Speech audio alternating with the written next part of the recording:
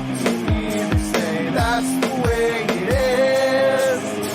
Oh yeah, I'd agree, but that doesn't mean that we accept it. 'Cause we have two dissidents, two dissidents, two dissidents, two dissidents, two dissidents, two dissidents, two dissidents,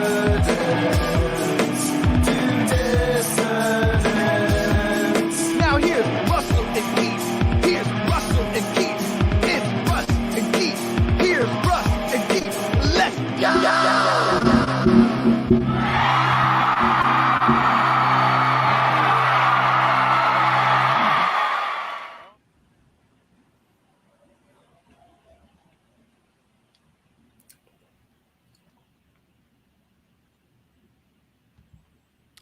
All right, everybody. Good evening. Welcome, dissidents one and all, to the Do Dissidents podcast. My name is Keaton Weiss, here with Russell Dobular. Hello.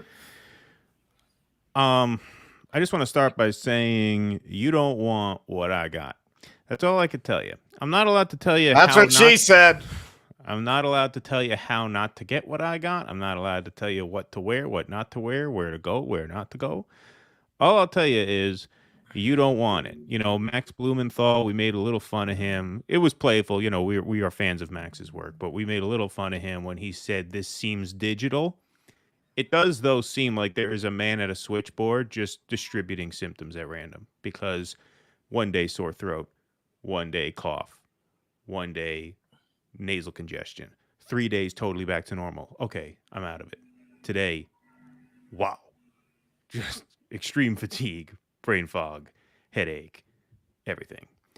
But anyway, have you been stricken by the virus of unknown origin, Keaton? Indeed. That's and what I it thought I sounds was like. over it. It's you don't want it. You don't want it. All right. We have a great show for you tonight. I'm going to admit our guest here. Her name is Sarah Flounders. She is an anti-war activist with a rally coming up in New York City in Times Square this Saturday. She's also the editor of a new book called Sanctions, A Wrecking Ball in a Global Economy. Sarah, thanks so much for making time this evening. Appreciate it. Well, thank you for the invite. Glad to be here talking. Absolutely. You know, we're glad that finally there's an anti-war rally. And that's my first question. What a because concept. I remember, I mean, I was young when the Iraq War started. I was 16 going on 17. And there weren't nearly as many anti-war protests as there should have been during that period. But there were some. I went to a few, and some of them were quite big. Nothing of the sort is happening now. Why do you think that is? What's different about this time? Well, here we are in the most dangerous moment in time.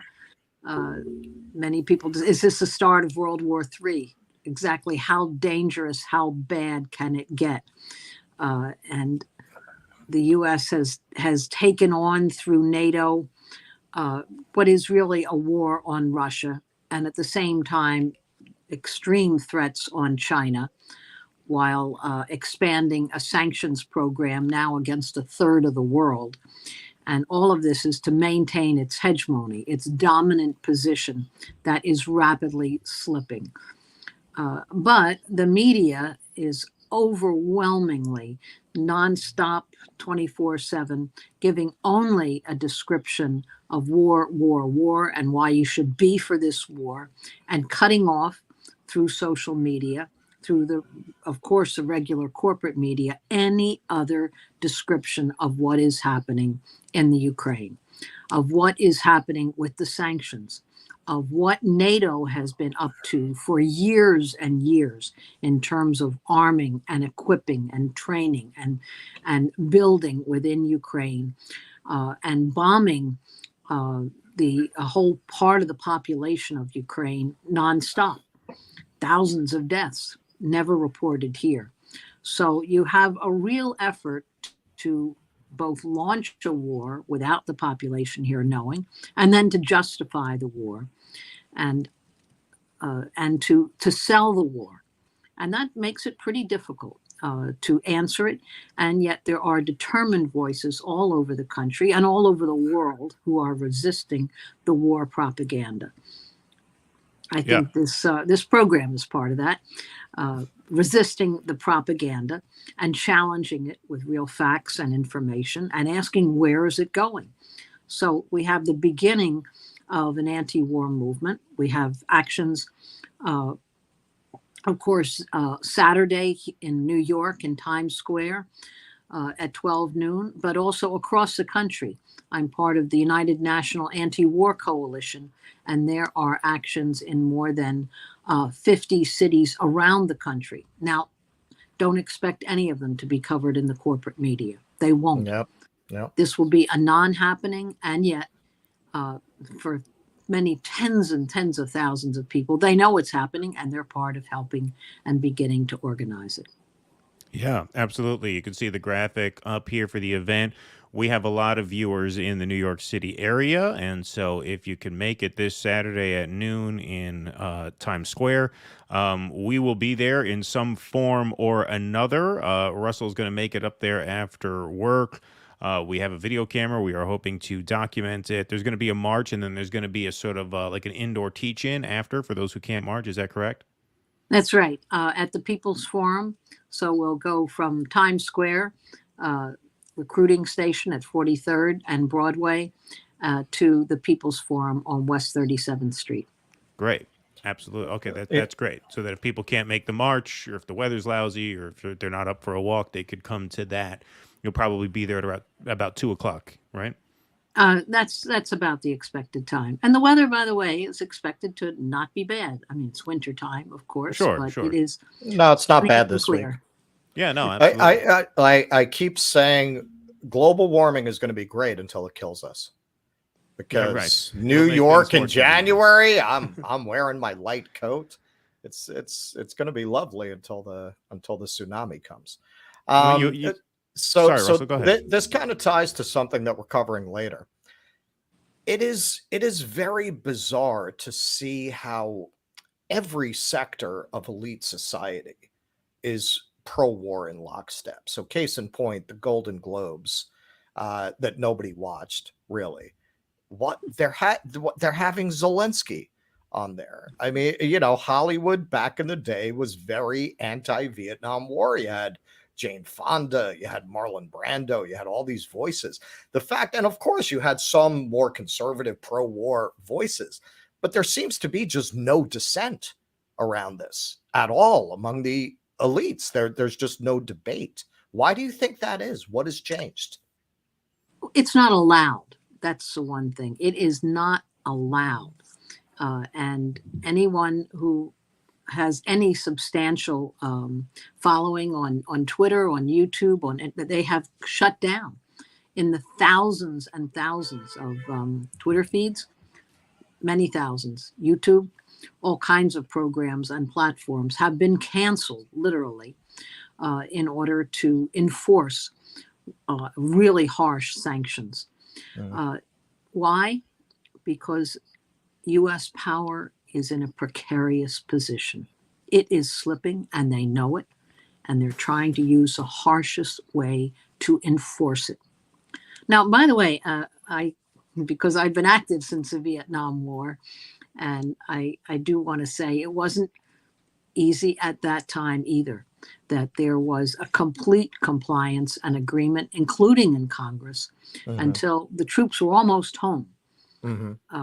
And that finally the media broke when people in the millions were in the streets, and large proportions of youth were refusing the draft and leaving for Canada and so on. So now they rewrite that history, and they say, oh, well, there was, so many hundreds of thousands of people in the streets and against the war. That wasn't true for years. It also was a very difficult movement to build. So we want to see today for what it is, the beginning of a movement challenging NATO. As I say, this is a war machine, U.S. commanded. This is a war based on the expansion of NATO. and the demand that every country in Europe be armed and that they break all relations with Russia, which actually trade with the EU was 10 times the amount with Russia that it was with the US. How are they going to turn that around? They've done it through war and sanctions. And it is a brutal thing. And yet, really, most of the world, the global South, has not gone along with the sanctions on Russia. And that's a new day. Right. That is US power slipping. Their inability to enforce not only on China, on India, on most of Asia, on all of Africa, on Latin America, US sanctions. Turkey, right? That's right. Yes. Turkey, a NATO member, not going along with it. So this is why I say it's a new day.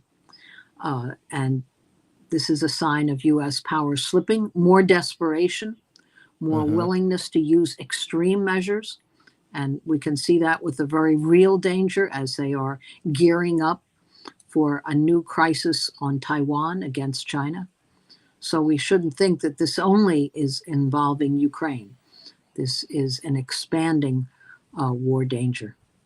Well, Yeah, I mean, going really back to before we get away from it, I just wanted to follow up on that. I'm sure you're familiar with the expression "black-pilled." Now, sometimes we are accused of that. So I kind of want to follow up on this. You're saying, or are you saying that the position we're in today is really no worse than in the Vietnam era? We've just kind of put a patina over it, or the boomers have kind of rewritten that history to make it look like everyone was in the street, but that was a very late stage thing. Are you saying we're really, because I think the general feeling is that we've lost something since that era. But are you saying that's just an idealized vision of what that era was like? Yeah, I think it's an idealized vision. I mean, at one point, it did become a profound challenge, and it weakened U.S. power. But we're more than 50 years on from that now.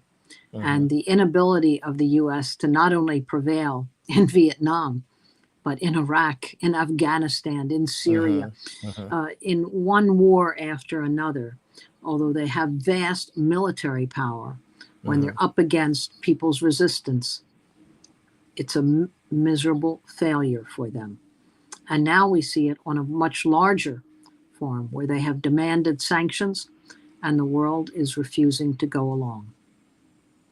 Yeah, I mean, that's a great sort of big picture way of looking at it. Short term, it seems to me, and I've said this a bunch of times on the show, I'd love to get your take on it.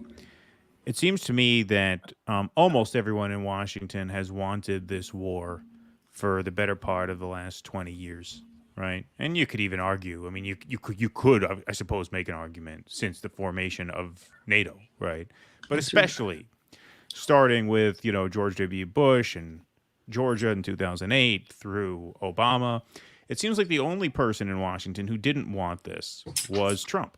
He seemed to be the one who was in their way.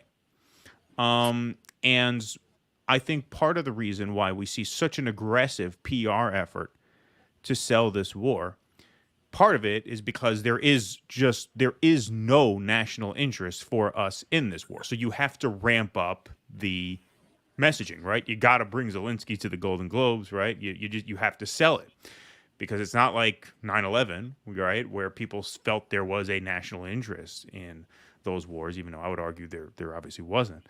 But I think a big part of it is they see this as a refutation of Trump, right? They saw Trump as being friendly to Russia, friendly to Putin. And I think a lot of these people's brains have just been completely broken by... Well, I don't know if I'd agree with that. Let me take issue with it. Go ahead. Because who actually broke the Minsk Accords? Oh, no, that was Trump. Mm-hmm. And who went aggressively ahead with NATO arming while speaking against it. He plays a different political game, but both the Republicans and the Democrats have been absolutely, completely on this. They're together. There's one war party, has two wings, Democrat and Republican. They have a different social base, but they are both an imperialist party of war. And that was certainly true for Trump, that the weaponizing in the Ukraine that happened under Trump, under Biden too. Yes, absolutely. Going back to Obama. Yeah, sure. We could see how one after another, Democrat, Republican, Democrat, has been for this war. And when it comes to a war budget, you look at Congress, they can't get together on expansion of Medicare, on canceling student debt, on building infrastructure, on anything whatsoever. But give them a war budget, it's almost unanimous. They will vote for war because billions of dollars are at stake. They will each talk against war. The progressive Democrats will all come in. How do they get elected? They're promising they're going to turn the war budget over to the people's needs. And yet they get in Congress and they salute. They go right along with the vote, every single one of them. So this is the crisis that we are in that we have. Did you break up? Did you get a phone call? Yeah, that's what we thought the NSA got you, Sarah.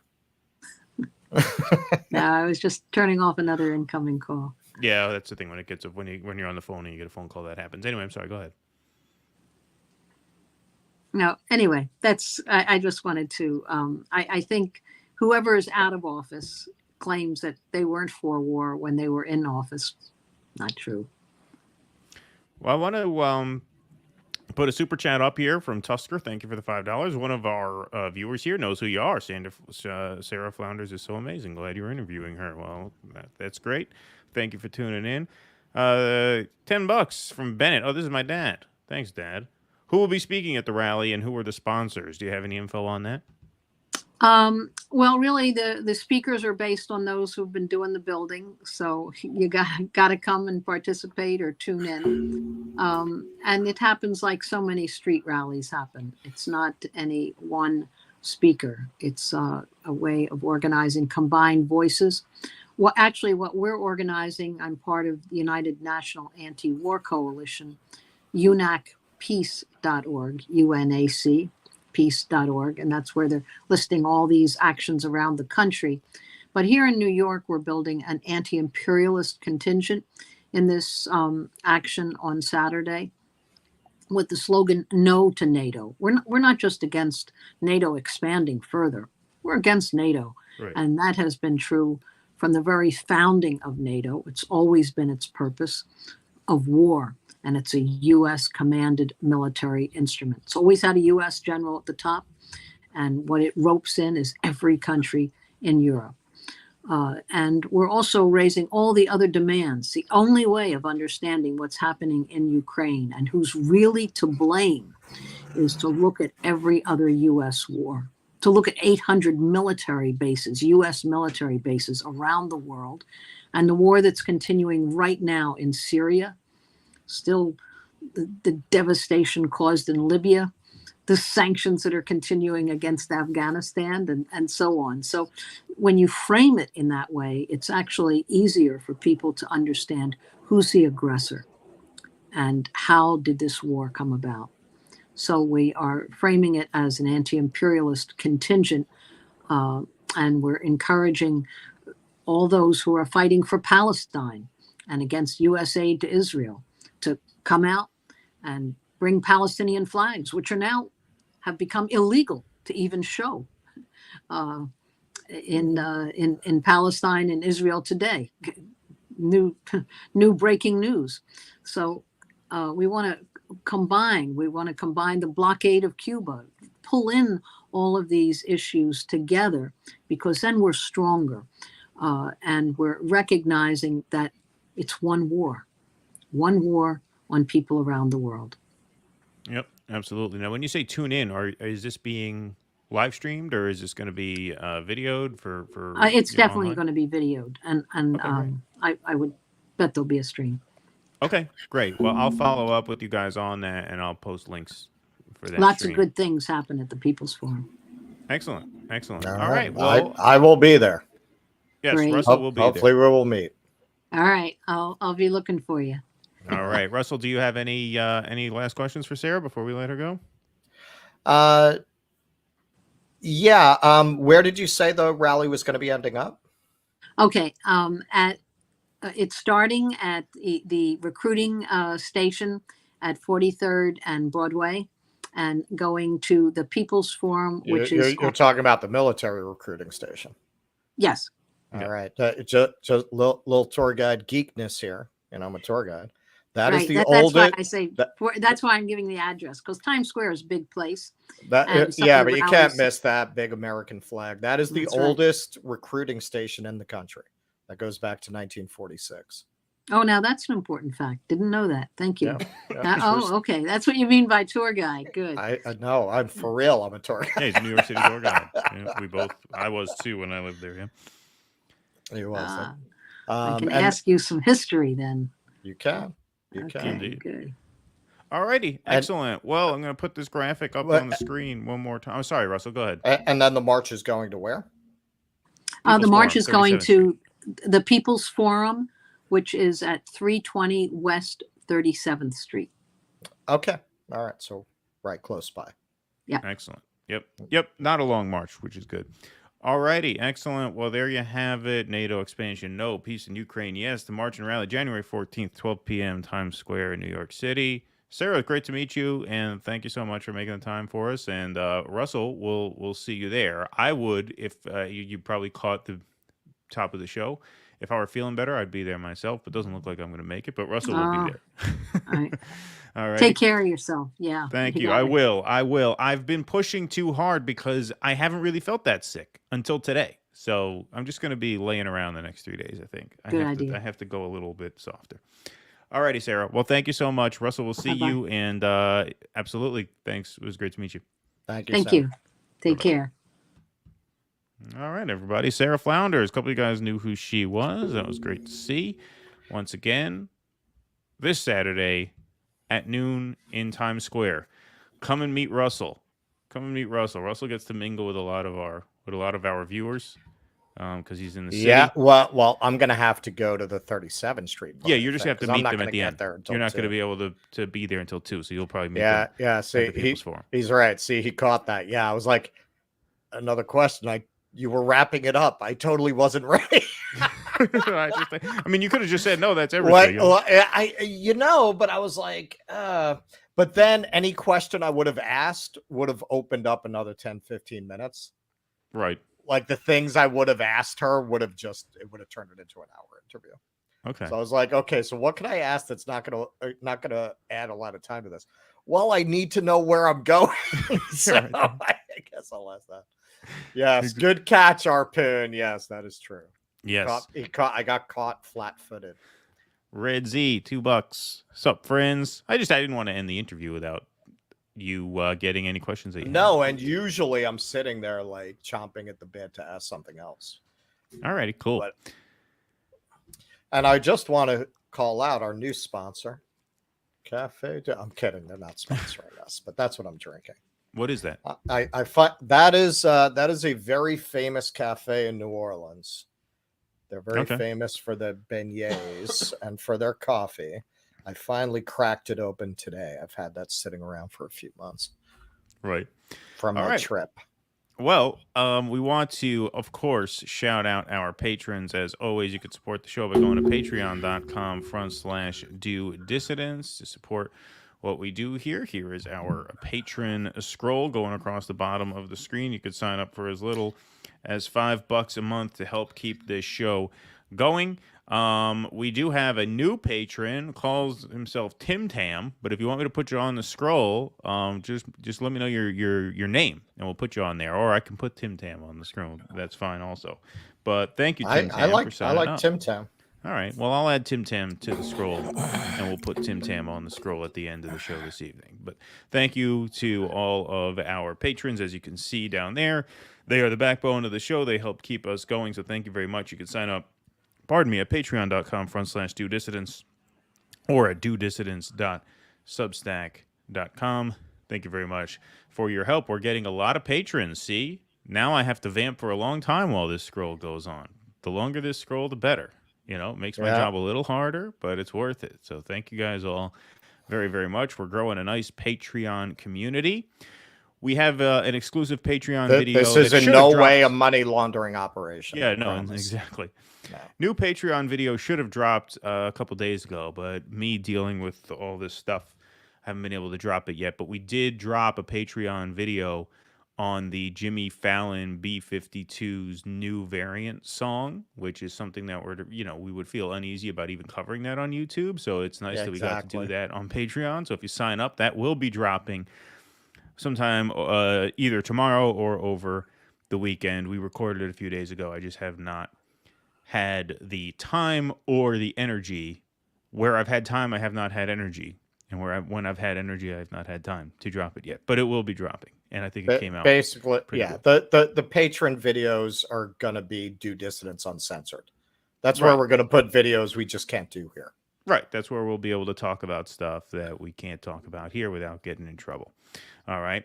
But anyway, we do have a couple more segments this evening. We're not going to stay on that long this evening because I am feeling pretty lousy, which is one of the, we're going to have a little debate at the end of the show. And Russell is going to own my ass because I'm not in a shape to debate him. When he told me he had COVID, we don't show mercy. Boom. Like if he's got me in a weak spot, he's going to pummel me into the ground. He's like, okay, this guy's weak. He's weak. He's tired. He's got brain fog. I'm going to pounce on him. Right? He's not going to hold. I'm going to make unfair arguments. Yeah, right.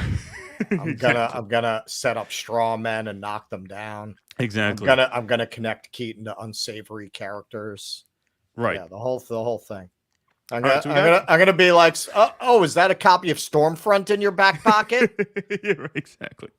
Just apropos of nothing. I'll just say that. Right, exactly. All right, so we have a couple more segments that we're gonna get to. Before we do, Aaron Mate, the coddler, Aaron Mate, is at it again, folks. That's what he was known when he used to wrestle in Mexico. Yeah, exactly. Aaron the coddler Mate. Exactly. Lucha Libre Aaron Mate. He's at it again, folks. One of the first big hit videos we had as a channel was, we showed how the Vanguard exposed him for the coddler that he is, for coddling the right wing. And so he's been on our radar for a while as a coddler. But Aaron Mate was guest hosting the Jimmy Dore show this past week. Jimmy had the week off. And he's at it again, folks. Here he is coddling a couple of despicable right-wingers. Let's go to the tape. And here is the podcast Due Dissidence. And they're putting out some of the concessions. Now, the full list is not available yet as we're broadcasting, but some of the details have emerged. And the concessions include floor votes on border and term limits.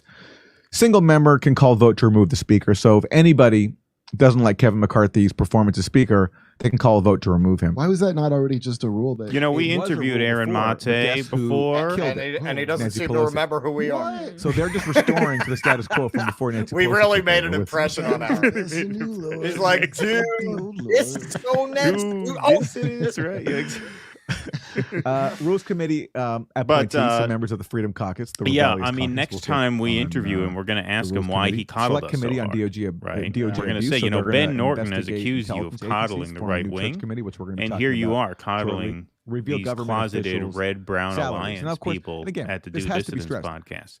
Look We're at him, not leaving up on the endorsing screen. all of these Freedom Caucus demands. Obviously, some of them are, And then and we're going he to talk goes more as about far that as something to in return, and they won it. he goes as which far is as to what play Progressive Flip as well. Here, podcast. he not only does he podcast coddle us, Dissident. he reads our tweet, but then he goes and he plays our video. It's, playing a clip of a host of a show called The unbelievable. Middle-Aged McCarthyites. She's one of the hosts of that show, and here they are commenting on it.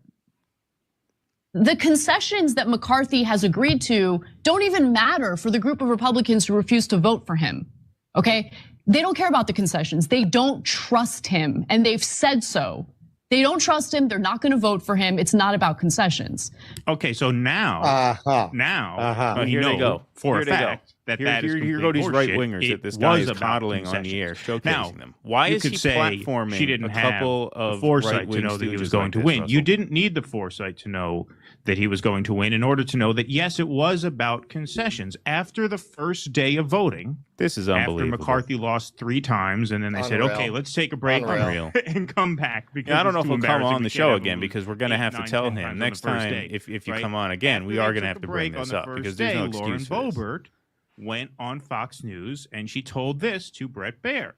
She said, we get the point. Yeah. Just despicable. And that's why, Jimmy Dore is a right-wing show, clearly platforms right-wing characters like us, next we'll be on Tucker talking. Yo, Cyrus, man, come on, man. Are you dealing blow? What are you doing, man? Jesus Cyrus is back coddling the tip jar. Thank you, Cyrus. I appreciate that very much. Appreciate it. Cyrus is like one of the two of us is illegitimate, and Cyrus is our father. Yeah, right. Exactly. Yeah. we're gonna find out. He feels horribly guilty.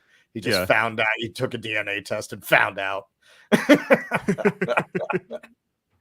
Has to funnel his child says all those missed support payments. Yeah, exactly.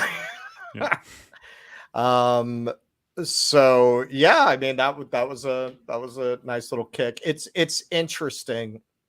We talked about this, I think, offline. There's this divide. You have this TYT MR faction, which I think, and a lot of people have come over here from Vanguard have felt that Vanguard's kind of tipped over to that faction as well as many others. And then you got the Max Blumenthal, the Aaron Mate, the Matt Taibbi, the Jimmy Dore, with many others. Every time I go through a list like that, somebody pounds out like 10 names that I didn't mention. Yes, we know there are others. But yeah, I mean, it's this big divide that plays out in this space. And, clearly we picked a side, and I think that's being recognized. Yeah, I mean, we didn't consciously pick a side. We just kind of found it's just where we are. It's just kind of where we landed, right? You kind of see where you land, and that's that. But yeah, that was fun. So thank you to Aaron. Thank you to Jimmy. Jimmy liked our tweet, and so I had a feeling that might happen. And sure enough, it did. And so thanks to Jimmy, thanks to Aaron, Kurt, and thank you to our listeners who tweeted at us that it was live, because I did not know. I wasn't watching the show that night. And by the time I read the tweet that we were being shouted out, it had almost ended. And Jimmy's live streams are not rewindable on YouTube. They are rewindable on Rockfin. So if any of you guys want access to those Jimmy Dore live streams, you have to sign up for a premium Rockfin membership. We're on Rockfin now. And because we are creators on Rockfin, we get like a premium membership for free. So I was able to go in and rewind it and watch it. But thank you guys for giving us the heads up on that. And thanks to the coddler Aaron Mate for the shout out. That was fun. Jimmy Dore is like the Johnny Carson of this space. Like when you make he really is. Well, within this sector, and we got a lot of Twitter followers out of it and a lot of subs out of it. So it's just like back in the day. If you were a comic, you had to get on Carson. That was a big break. Right. This is the same thing for this side of left broadcasting. Right. And Jimmy, to his credit, does showcase a lot of people. Like he puts a lot of people's tweets up and things like that. He gives oxygen to a lot of handles and shows and things like that. So that was fun. Thank you, Aaron. All right, let's get to the Pete Buttigieg FAA airline fiasco. So we had a bunch of flights grounded earlier this week. For the first time since 9/11, no planes in the air. No planes in the air. Excuse me. Oh, there it is. See? The wise thing to do tonight, folks, would have been for me to skip this. Honestly, I should not really be doing this. Actually, this having happened, we are going to have a conversation offline about what we do. If I'm incapacitated, it doesn't matter. He's the one who runs all the technical side. I wouldn't know how to do the show. Well, we got to do something about that. I mean, I was sleeping from 3 to 6 o'clock, and I almost asked if you could interview Sarah and just make that the show, because I really didn't know if I was going to be able to make it. That's how lousy I was feeling. I mean, we would have made it work. We would have made it work. But what I could do, I could run the show as like a producer in the background. I could have gotten the stream started and just have you do it, and I would just remove myself from the studio so people wouldn't see me. That's probably that would have been the smart thing. Yeah. But instead, we don't do the smart thing. No. No. I got nowhere else to go, and when I came down from tripping, I found myself a fan, subscribed, and watching you two. That's weird. That's how I wound up doing the show. Yeah, right. I was tripping. I came down and I was talking in front of a microphone. Yeah, right. Exactly. You just got here. Thank you, Red Z. My career goal is to make it rain like Cyrus one day. Well, you're getting there, Chris. Thank you very much. I appreciate that. Thank you. And all right. So we had flights grounded for the first time since 9/11 in this country. No planes in the air earlier this week.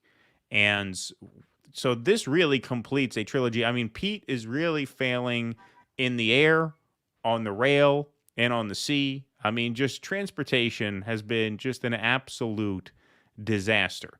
And he has come under fire from people, obviously a lot of the right wing has sort of capitalized on this. We saw a tweet here from Lauren Boebert saying every plane in America is currently grounded due to a system error.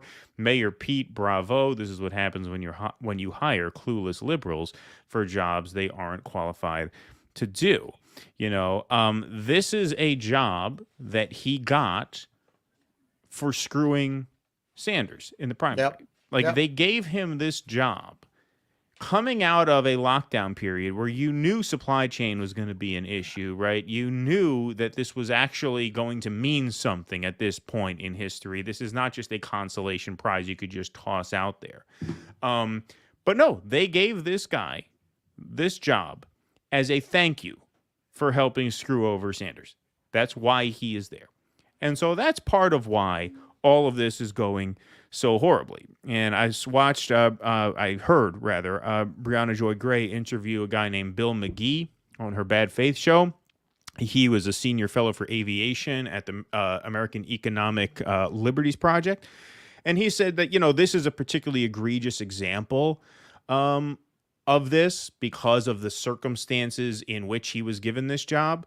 But he says, and he makes a good point, historically, this has been one of those consolation prizes because D.C. is so corrupt. You just put someone in there who's in good standing with the party. Trump had Chow in there, McConnell's wife, right? No qualifications whatsoever. And he said, this job actually does require skill and expertise. You are overseeing complex systems that actually require a baseline degree of competence and knowledge of the field. It's not like you're fucking, you can't get Hunter Biden to Sweden, right?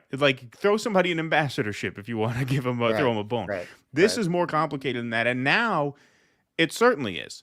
But there's a guy in I hesitate to even call this independent media because I don't know if this guy is funded or who funds him. But, we've been talking in recent weeks about the grifters in this space. And Russell, as overused as that term is, he talked about the Majority Report, TYT, really living up to that label recently. However, when I think grifter, I think Trae Crowder, the liberal redneck. Flights were grounded this guy. Now, you guys know who this guy is. This guy's been around for a long time. And this guy is such a grifter, I almost admire him. I can't really dislike him.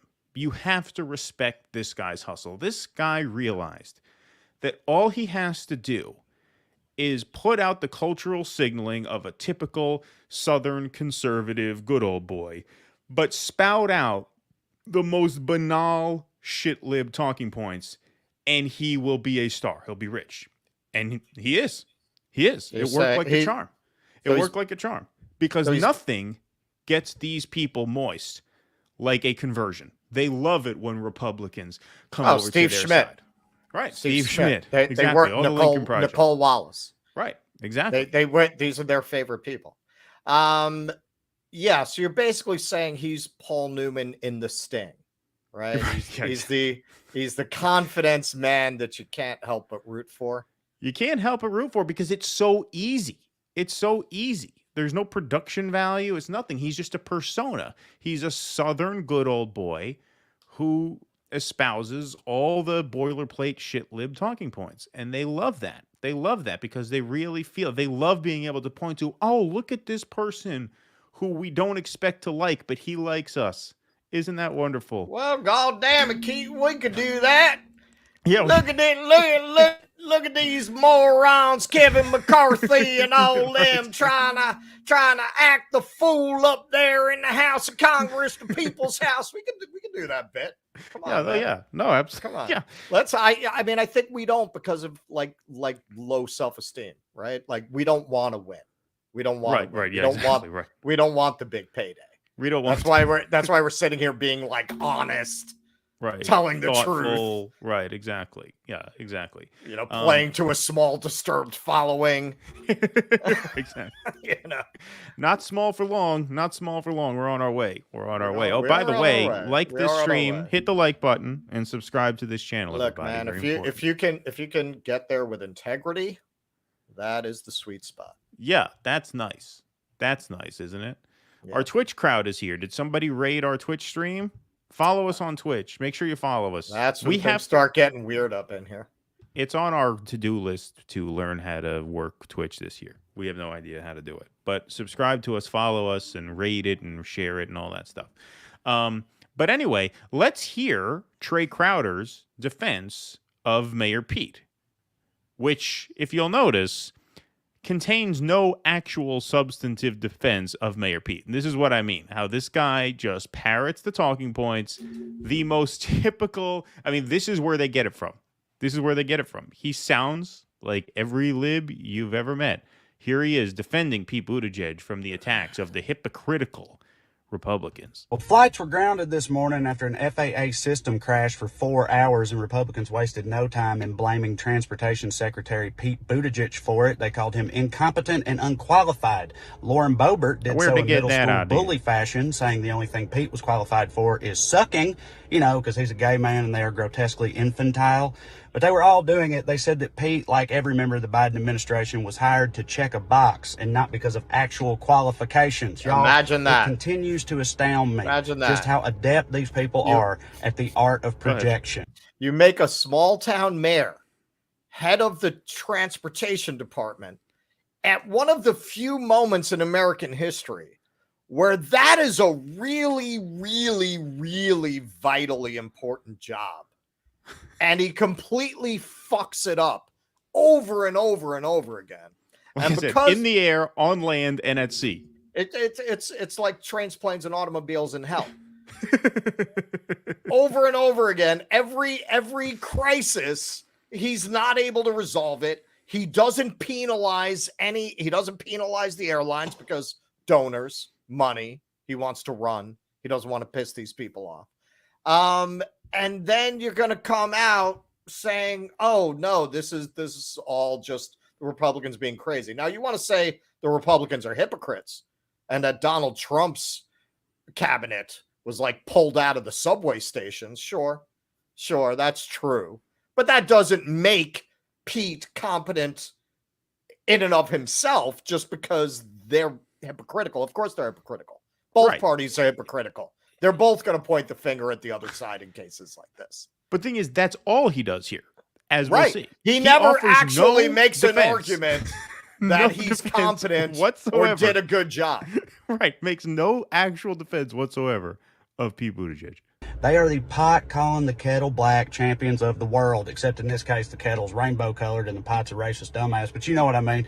They do it all the time. Like, you know, Democrats just have to politicize everything, and their hateful, divisive rhetoric is threatening our democracy. I hear that, and I'm like, dude, that'd be like my cat accusing me of tearing the curtains up and shoving my butthole in everybody's face. Like, it's pretty audacious. And they're doing it now. Like Republicans talking about qualifications, really? Somebody get me a bucket of chicken. TV business cartoon as president, and someone like Boebert, who is objectively unqualified to run a dishwasher to the halls of Congress, are talking about qualifications. Do they remember the Trump administration? They didn't care about qualifications. Here's a list of qualifications that were considered under the Trump administration. All right, writing Trump a check, filleting Trump on the internet. We should have been the right wing counter to this. We should have been the conservative Jew boys. That's that's it. That's it. Yeah, we could have done the exact same thing, where we could have given them the exact same sort of virtue signal, right? We just speak like the opinionated, typical, liberal New York Jews that we should be, but just espouse right wing talking points. That's what this guy does. That's what we should have done. I'm not saying that Hillary Clinton is running a pedophile ring out of a pizzeria, but if you look at how much pizza was delivered to her Brooklyn offices, I think it's very suspicious. Yeah, exactly right. Exactly. Rich. We'd be rolling in it. Implementing Trump's backswing, being rich enough, being white enough, inventing new and exciting types of bigotry, marrying the right person, having the right papaw, marrying a person who has the right papaw, and so on. Okay, it wasn't about qualification. Some of Trump's appointees were so laughably unqualified, it sounds like you're making them up. He replaced an MIT physicist as Secretary of Energy with a sentient cowboy hat who forgot the name of the agency and then admitted he didn't know nukes were a thing there. Trump's education secretary was a pyramid scheme queen who said guns were needed in schools because of bears. And it didn't stop with them. Hillary Trump, Clinton appointed a major donor to the Clinton Foundation to the Atomic Energy Commission, even though he had no qualifications whatsoever. Boxes. But when they talk about Biden, they mean different boxes, right? Because even though Mayor Pete was a Harvard Rhodes Scholar, they say that he and all Biden appointees were picked for diversity reasons. Because it doesn't occur to these people that someone can be both a minority and eminently qualified, right? It's antithetical to them. These people see a picture of Trump's cabinet, and it looks like a bunch of NPCs from a Ronald Reagan video game, and they go, now those are some highly qualified professionals. They see a picture of Biden's cabinet, and it represents every ethnicity and orientation, and they go, well, this is clearly some virtue signaling, affirmative action stuff. These people don't know what they're doing, because that's just how their brains work, which I think kind of tells you all you need to know about them. Love y'all. Love y'all. All right, love you too. I'm ready to throw down some hard cash that guy is from Michigan. Who? Trae Crowder? He's from Michigan or Vermont or Rhode Island. Yeah. So he spent a lot of time at the Lincoln Center where they have the tapes where they help you master accents. He just worked it and worked it and worked it until he had it down. Look, man, if Andrew Lincoln from Walking Dead is fucking British, then this guy it could be from Vermont. Anything's possible. Anything's possible. But man, that guy's got it down. He's got it down. He sounds just like them. He sounds just like them. This is why these people are so dumb. He went on a 3-minute monologue saying, well, Trump's people were unqualified. He made that video as a defense of Pete Buttigieg. That's how he opens. They're saying Pete Buttigieg is unqualified. Mm-hmm. Was there a single substantive defense even attempted of Pete Buttigieg? Not one. Planes were on the ground. Like, you realize how extreme that is? That the flights were ground. That's like the first time since 9/11 that's happened. I mean, these are just astonishing failures. The whole thing has been a disaster. Right. It's all been a disaster. It's all been a disaster from the ports to the rails to now the planes. The airlines owed, I mean, this number is probably, it has to be much higher now. But we did a Patreon segment on Pete and the airlines. God, that was probably 5-6 months ago. At that point, the airlines owed $10 billion in refunds for canceled flights. $10 billion. Right. That's a lot of scroll there. I mean, that's not a small number. That's a lot of money. And the airlines were trying to do credit. They were trying to get out of it. And Bernie Sanders was trying to pass a bill. I don't remember all the details. He was trying to pass a bill forcing the airlines to handle it a certain way or enforce laws that already existed, and they really couldn't get Buttigieg on board. I don't remember all the details. Some of our listeners may, but I remember Sanders was basically trying to get Pete to do his job, and he just really wouldn't. But today, I was telling you this offline. I was discussing this online with someone I know is very in the lib camp, and this tells you why worthless people, worthless politicians like Buttigieg feel like they can be this incompetent and still have a following. Because I was listing all the things he did wrong, and one of the things I said was he took 2 months paternity leave in the middle of a crisis, in the middle of a supply chain crisis that falls under his purview. And so they took exception to the fact that I was questioning his right to take 2 months of paternity leave, to which my response is, hey, man, like you work at Goldman Sachs or whatever, sure, go ahead.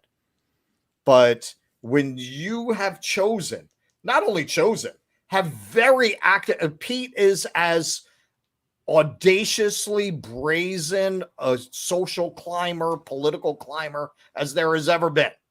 You fought so hard to be the transportation secretary. Well, guess what, sunshine? In a national crisis that falls under the purview of your particular cabinet post, this is one of the sacrifices you have to make. You don't get to take 2 months paternity leave in that job. And if that is a problem for you, then that is not a job for you. That is separate from an overall conversation about whether or not there should be paternity leave. Of course there should be, but not in certain jobs. Not in a job like that in a crisis moment. Yeah, in a moment. Of course not. Under the circumstances. Yeah, of course. But this is what the libs are trained to do.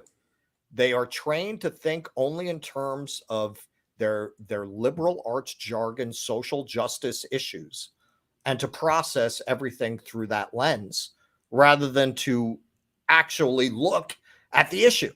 That is how a supreme mediocrity like Mayor Pete got this far. He never accomplished anything.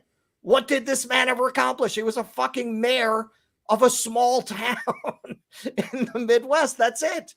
That's it. You have people seriously talking about how he should be the president. How dumb do you have to be? Yeah, no, it's extraordinary. Do we have Tina's tweet? Nina rather. Nina's tweet. Yeah, we do have Nina's tweet. What's happening with the railroads, airlines, and the supply chain is a result of a small city mayor being made the Secretary of Transportation as a means to pad his resume for president. Secretary Buttigieg is a prime example of failing up. Now, you could say it was a diversity hire.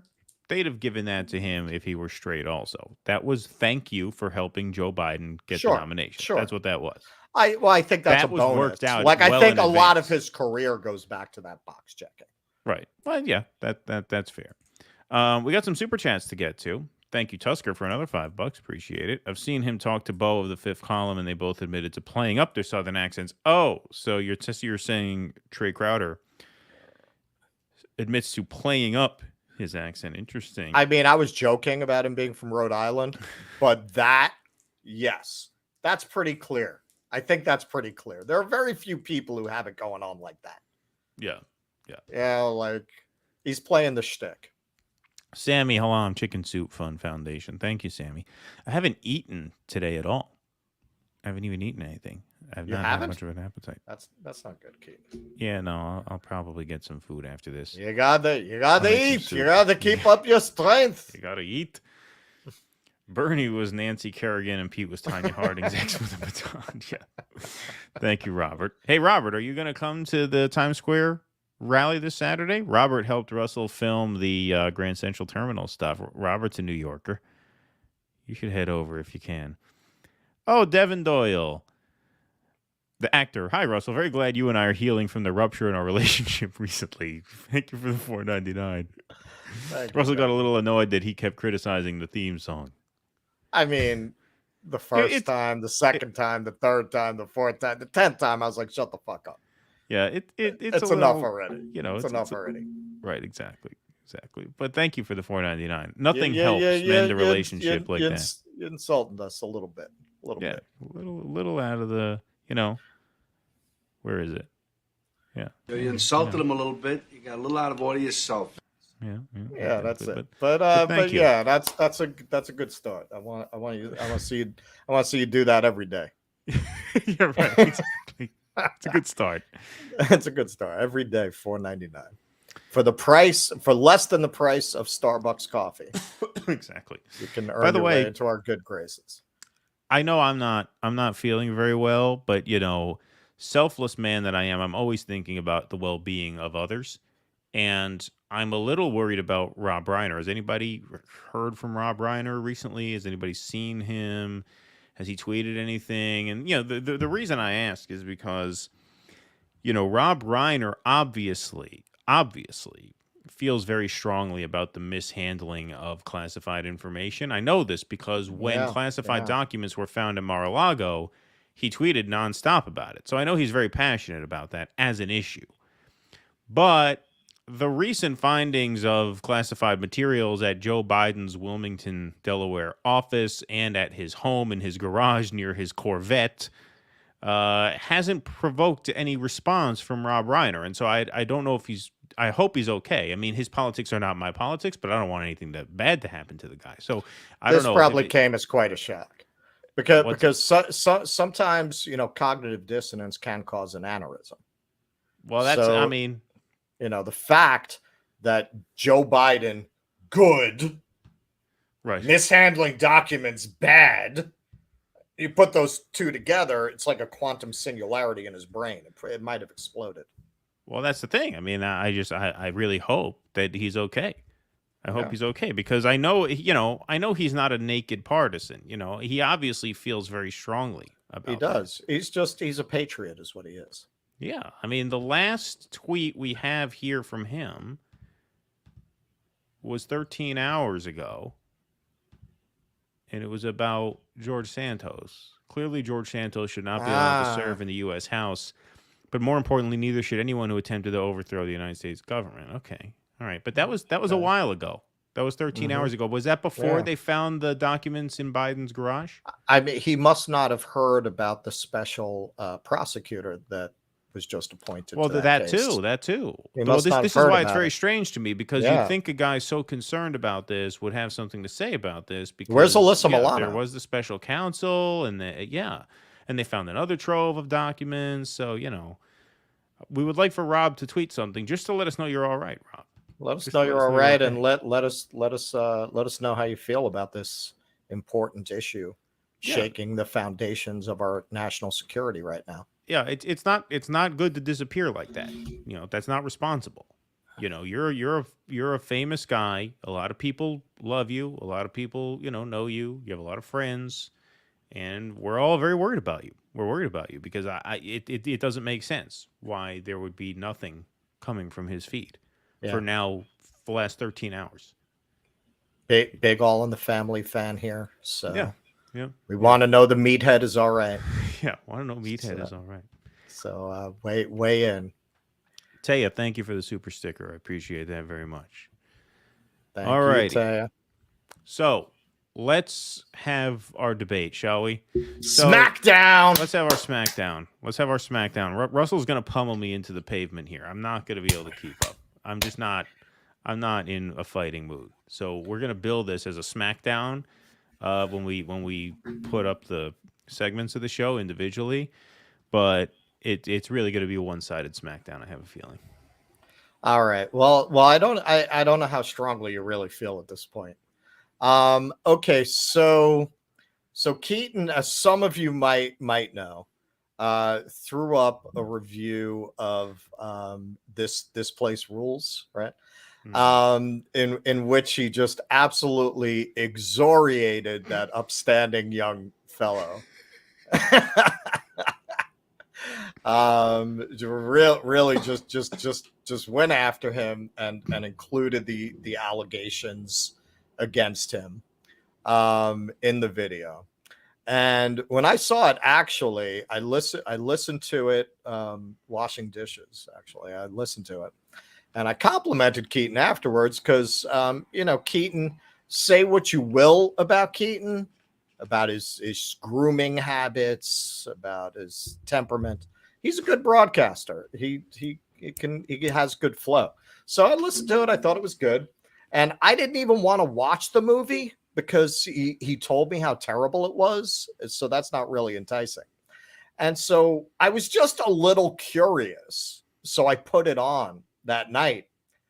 And actually, part of what made me curious was we got pushback from a lot of our own regulars about his take on it, which made me take it seriously because it wasn't like random trolls, just, like stands of this guy. It was like some of our people. So I was like, all right, let me take a look at it, man. Keaton's probably right, but let me see it. And I expected to watch it for 10 minutes. And I watched the whole thing straight through. And I said, Keaton may be chronologically younger, but I think he's too old for this movie. Me being horribly emotionally stunted, I totally got it. I got it right away. All right, so this is what's going on with that I feel like you didn't get. It doesn't surprise me that he started out doing French Quarter Confessions, I believe it was called, where he just walked up to random people on Bourbon Street and got them to like confess, like fucking their best friend's father and stuff like that. So he started out basically like a step above Girls Gone Wild. Now, the reason I thought the movie worked is because the country has become so degraded, so low, so depraved, so ugly that his style is an appropriate approach to documenting the decline of the American empire. It doesn't mean he's some kind of a documentary genius. I think, Michael Moore is far more talented among many, many others. This is no Roger and me. He's the right documentarian for this moment and for that subject. And I thought there was a vision, there was a cohesion to the vision that you didn't credit. I felt like he understood what this was. Like, I didn't feel like he just threw random stuff together. I feel like he was making a movie. I feel like there was a vision there. And his vision is the whole country has just gone completely depraved. And I thought that was an appropriate approach to it. Now, something that some people felt was,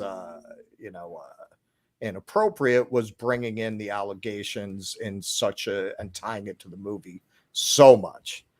I agree. Like those two things, like you kind of had to mention it. It would have just been weird if you covered this the moment those allegations broke and didn't cover it. Right. They were very, very fresh. They were, like it had to be mentioned. But you did make the review about it, which would kind of be like reviewing Annie Hall by way of talking about, allegations against Woody Allen. I don't agree I made the review about it.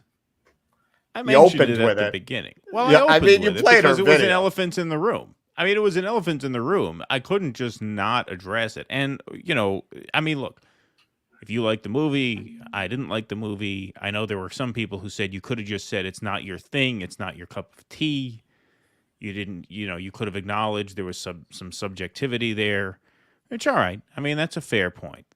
This reminds me a lot of that Tom Green movie. That's a name people haven't heard in a while. Tom Green, he put out that movie Freddy Got Fingered. I think that was in the late 90s. Oh, way back. Yeah, way back. And the movie was just so terrible. Yeah. And everybody hated it. But there was this contingent of Tom Green fans who insisted that, no, Tom Green is a comedy genius. Yeah. Oh, you think it's dumb? It seems so dumb because he's such a genius. Mm-hmm. That's what this felt like to me. Like, oh, yeah, okay, this seems like just depravity for its own sake, but that's the point. And that's what this guy is about. Okay, fine. I looked at some of his others, and I can objectively say, first of all, it's just not consistent with his thesis at the end, which is that the media is keeping us at each other's throats so that the rich get richer and the poor stay poor, right? You remember he says that at the end. Okay, so then why are you interviewing Alex Jones? Why aren't you interviewing any media figures? Or why aren't you showing footage? Like, do a Hey Dink thing. Show some MSNBC clips where they portray the deplorables as these, subhumans, and then show some Fox News clips where they dehumanize Antifa. Like, if you think the media is doing this to us, and you think that institutional power is doing this to us, then why is the whole movie a gag reel exploiting these crazy people who, in accordance with his premise, are really the victims of the situation? Why are we just supposedly laughing at their expense for 80 minutes? There's no systemic critique in the movie that backs up that statement. He just tacks it on at the very end. Oh, yeah, the media wants us divided. I don't even necessarily agree with anything that you're saying right now. What I would say is the low approach works with the zeitgeist. When you said you don't agree with anything I'm saying, you said no. I just said I don't necessarily disagree with anything. Disagree. Sorry, I thought you said agree. Yeah, that's what I'm saying. He's this is not Roger and me. This is not even What Is a Woman. Whatever you think of Matt Walsh, he's talented. This is, yes, it is what you're describing. But what I'm saying is, in a sick moment like this, it's an appropriate approach to the subject.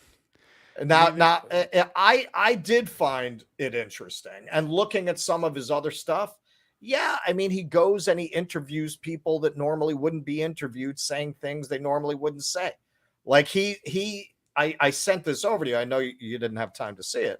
He did one where the First Church of Satan was having a get together, and they're not really Satanists; they're kind of trolling, but they do have get-togethers and all that.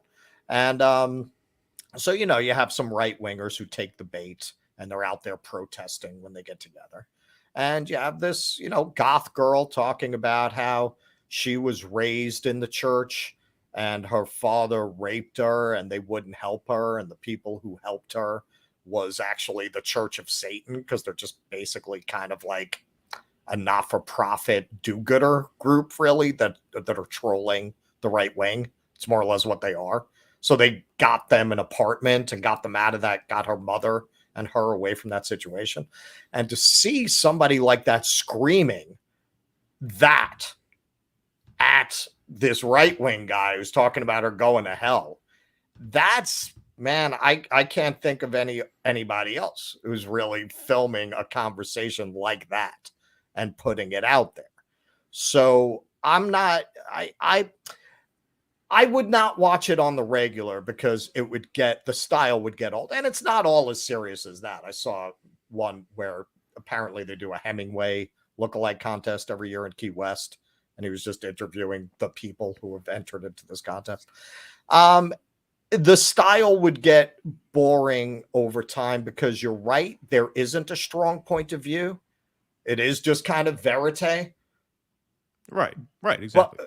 But on that level, it is kind of interesting. Like, I would not be a fan. But at the same time, particularly, I can see why Gen Zers, who really came of age on a YouTube aesthetic, this would be a very effective way to communicate some of these subjects to them. Yeah, I mean, that's fair enough. Like I said, your landlord's son, the mentally ill guy lives downstairs, he rubs shit on the wall, right? Yeah. Now, if I come downstairs in your building and I see there's shit on the wall and I say, "Oh, this is horrible," what would you say? Oh, no, that's what he does. I mean, that's what it is. That's the point. Like, yeah, it's shit on the wall. That's his medium. He smears shit on the wall. For shit on the wall, it's good. Yeah, it may not be smeared shit on the wall, might not be your thing. That's fine, but this is what he does. So, I mean, that's what this sounds like to me. It's like, okay, fine, I granted, but it's shit on the wall. It's Girls Gone Wild. It's It is Girls Gone Wild. I'm saying, like, you had to know who this guy was and be a fan of his work in order to appreciate this, which to me, I wasn't. Well, that's true. I guess that's true. You just kind of responded to it. But I noticed there were a lot of people who responded to that saying, well, you obviously don't know who Andrew Callaghan is. I'm like, well, I shouldn't have to. Like, if you watch, nobody says, oh, I hated Goodfellas. Well, you don't know who Martin Scorsese is, so figures you didn't like it. Like, no, like if you do a good job, that shouldn't be relevant. This was perhaps more niche than I thought. I guess I expected more of a narrative through line, because it just seems to me like they say, this is advertised as a run up to January 6th, but it didn't have to be. Like, you did not need January 6th in the movie at all, and it would have been pretty much the same movie, right? I mean, there's really very little reason to structure it around. No, it. apparently he wasn't. He by definition. Well, he didn't know, obviously, right? Sorry. Go ahead. By definition, I'm sorry. So somebody, I guess, didn't like my take on She-Hulk.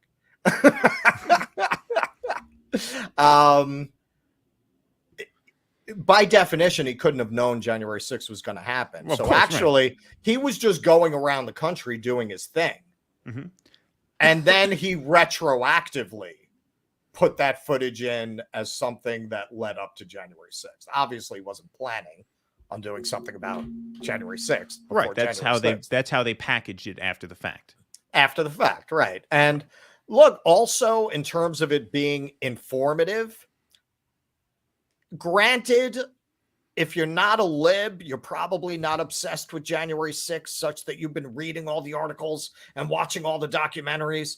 So, okay, granted, for me, I was going into it as somebody who's pretty low information about the days leading up to it. And I came away understanding it more than I did before. Like, I came away understanding that there were like several days leading into that where this tension was building on the streets. Like, I kind of vaguely knew that, but it did effectively give me a better handle on what the vibe was like and what the mood was like that a more traditional documentary might not have. Because that's what I mean by, in a way, this Girls Gone Wild approach is appropriate to the ugliness and absurdity of the whole subject. Right. I'm not saying it would work for everything, but I thought it worked for this. Like, for documenting how degraded American society has become, maybe you need a degraded documentarian to really capture that. All right. I mean, I don't think you do, but there's no point going back and forth about that. Let's talk about the accusations. And we don't, Russell said earlier, and that's fine, he doesn't want to do a trial via YouTube, right? Like, we don't want to. I mean, I actually have a lot to say about this philosophically rather than specifically. All right. So we'll get into that in a second. I will toss to you in just a moment. But I want to explain why I put that bit about the accusations at the front of it.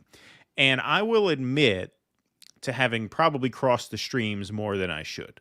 Like, I probably should have just addressed them separately. The reason I didn't, this goes back to a movie that came out in 2016 called The Birth of a Nation. Not the famous KKK movie from 100 years back, but there was a movie, if everybody recalls it, it came out at the Sundance Film Festival in 2016 by a filmmaker named Nate Parker. It's called The Birth of a Nation, and it's about the Nat Turner slave uprising.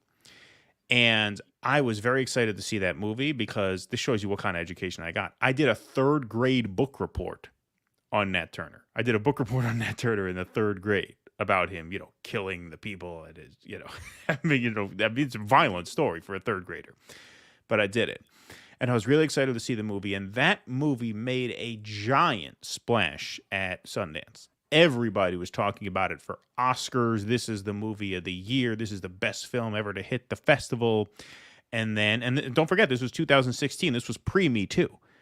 Nate Parker was accused of rape by someone he went to college with after the Sundance Film Festival. And that movie basically disappeared. Like, you basically couldn't see it.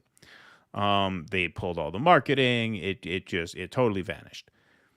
I tracked it down. I sought it out because even though, he was accused of doing this horrible thing, and it seemed like he did do it, I was still really interested to see this movie because I knew of this Nat Turner story since I was in third grade. And I remember thinking in third grade as a movie lover, this should be a movie. This would be an incredible kick-ass movie. And so I watched the movie, and it was great.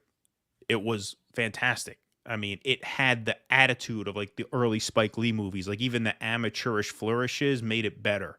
It had such vision and such attitude and such grit. I loved it.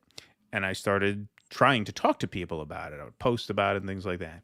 Nobody would engage because of him. They would say, how could you speak objectively about this movie, given what a monster this guy is. And I said, well, don't forget, this was summer of 2016.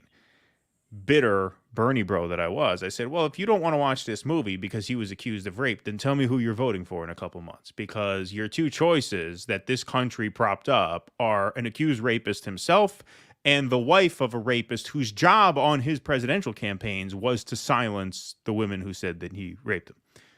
So if you got a problem with watching a movie, I want you to explain to me how this country has elevated these two degenerate scumbags, right? And which one you're going to vote for in a couple months. So don't give me shit about a movie. But people did, and they thought it was in poor taste for me to like praise the movie independent of the person. So that informed my decision. I was like, it would just be weird if I reviewed the movie without at least making reference to these allegations. Now, in terms of the allegations themselves, I want people to realize we've been doing this show in some form for almost 4 years now. We haven't been on YouTube for that long, but we started with an audio show. Over the time that we've been doing this show, there have been a lot of MeToo things come out, right? There have been a lot of allegations come out against a lot of people in the 4 years we've done this show.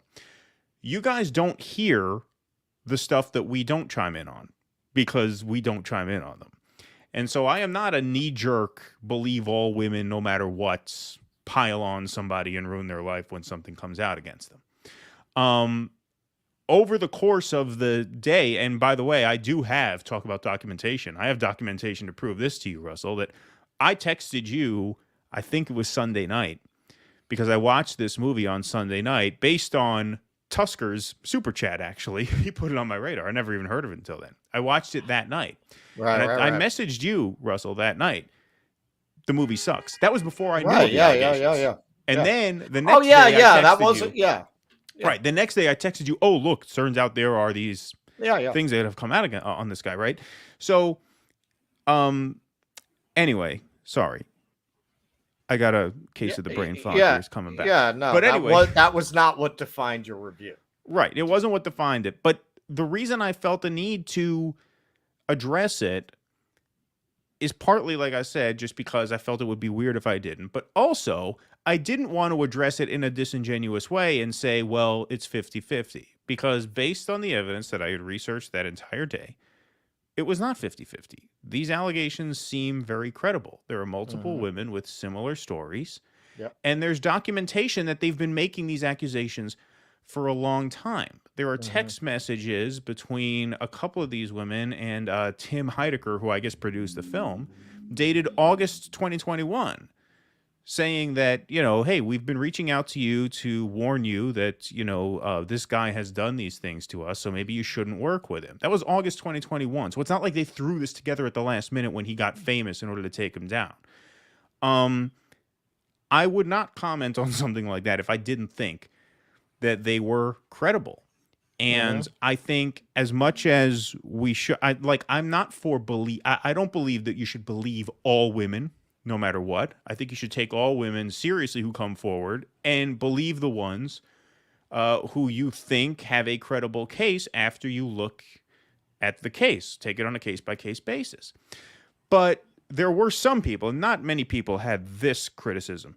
There were some people who just came out and just knee-jerk said, well, these allegations are not credible. And what I would say to that is, if you don't think these women are credible, then your motto is really believe no women. Because if these allegations are not credible, I don't know what could be. So anyway, that's that. That's why I addressed it in that way. In retrospect, I probably should have just made them separate videos. Right. Okay, so, you know, as I said when we said we were going to talk about this, I'm not questioning the allegations. I took a look at them too. They seem credible to me. And I'm certainly not somebody with a knee-jerk reaction to these kinds of accusations. What I did realize from some of the comments is you do have a lot of young bloods watching the show who are coming up in a very confusing time.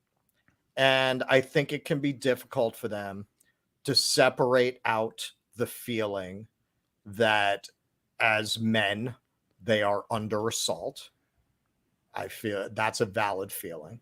And I think it's hard for them to separate that from just weighing out these kinds of accusations rather than to have a knee-jerk reaction against them. I think that's a lot of them probably want to go to the other extreme.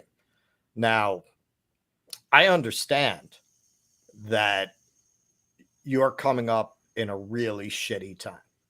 I think I've said this on the show before. When I was a kid, a kind of cliche was you'd have an old person would start talking to you. Oh God, if I wish I were your age now with all the technology. It's amazing. What an amazing time to be young. Nobody says that shit to young people anymore. What you say to them is like, thank God, better you than me, motherfucker. Thank God I'm not coming up now. I get it. It's a hard world. It's very confusing. You know, you can't be a boy or a man without being accused of toxic masculinity. Shit, man, trying to figure out it. It's nerve-wracking enough going in for that first kiss. To try to go in for that first kiss in a world where it's really up to the person to decide whether that gesture constituted assault or not, depending on how they felt about it. Shit, man, I'd be home jacking off playing my Xbox too.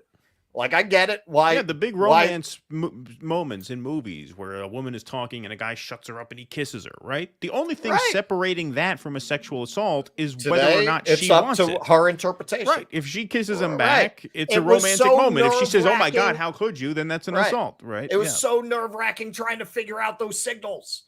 Right. When you're a teenager, when you're first trying to figure that out, oh my God. I mean, of course, the rate at which adolescents are having sex is plummeting.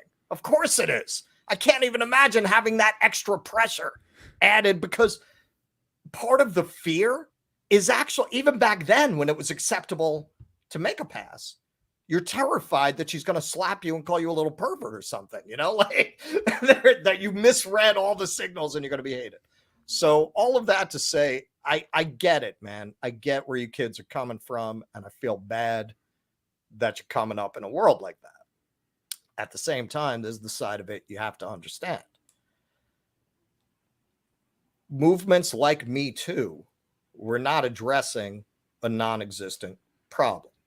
Yes, in the world that I came up in, men and boys were able to get away with behavior that they should not have been able to get away with, particularly in the entertainment industry where that really burgeoned. I'll give you an example. Joe Esterhaus, the guy who wrote Showgirls and Basic Instinct, terrible screenwriter, actually wrote a great memoir.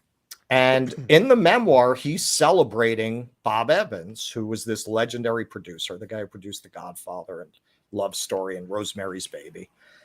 And, you know, he was a very typical Hollywood guy of his time.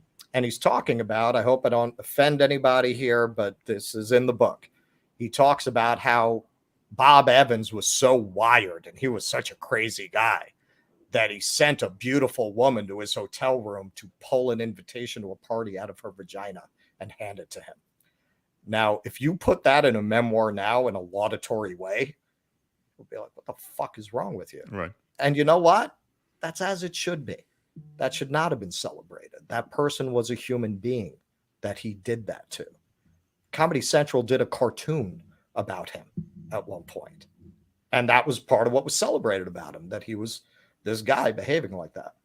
So what I would say to people who, on the one hand, you know, particularly young men, because that was a lot of where I saw this, that it really caught my attention.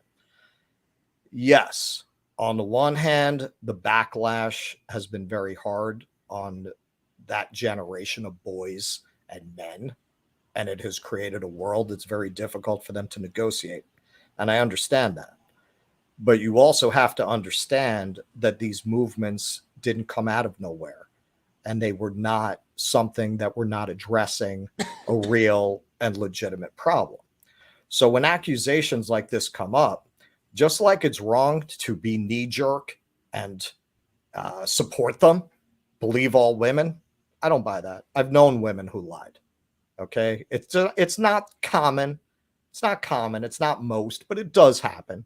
And when you create a believe all women standard, yeah, you wind up violating the principle we've always gone by in jurisprudence, better that 10 guilty men go free than that one innocent man hang. Yeah, if you create a believe all women standard, you're going to hang a lot of innocent people, men and women, because there are people like that. It's not most people, but some people are like that. But you cannot, in your anger, go to the other extreme where the evidence here, and listen, it would probably be better if we didn't live in a world where a bunch of schmucks are sitting there trying to parse out the evidence of sexual assault on YouTube and on Twitter. What business is it of ours? What are we, legal experts? We're forensic examiners. We're able to weigh out the evidence. We're all brilliant legal minds here. And again, I guess it's no worse than a jury of your peers. And also something that you do have to remember is part of the reason the trial by Twitter, as much as I am against it, because I feel it does do a lot of harm and it does make it really violate the de facto rights of the accused by creating a situation where they don't get to defend themselves. They're going to lose their profession. They're going to lose everything. And they don't have the right to a trial that way. It really is mob justice. At the same time, I do understand why it happened, because these kinds of allegations are so difficult to prove very often, and they're so rarely successfully prosecuted that eventually people felt like they had to take it into their own hands. So that's where it's coming from. I'm not saying it's a good solution. I'm very much against it. But I think, especially for a lot of the young men coming up in a world like that, and young boys, when you feel like you're under assault, you don't look at the other side. And there's a reason all of this came about. So if you look at the evidence, which again, like I said, it's very problematic that everyone got turned into judge, jury, and executioner. But it is what it is. If you look at the evidence, yes, it looks like these accusations are credible. Is he guilty of crimes? I mean, not by the laws that we have. It doesn't seem that way based on what we know. It does, based on the evidence. It looks like he's a sex pest. He's a sex pest. You know, and also it looks like his signature move is to claim that he had a falling out with his crew. And can I come crash with you? Because look, man, this guy has 2 million subscribers. He doesn't need to crash with anybody.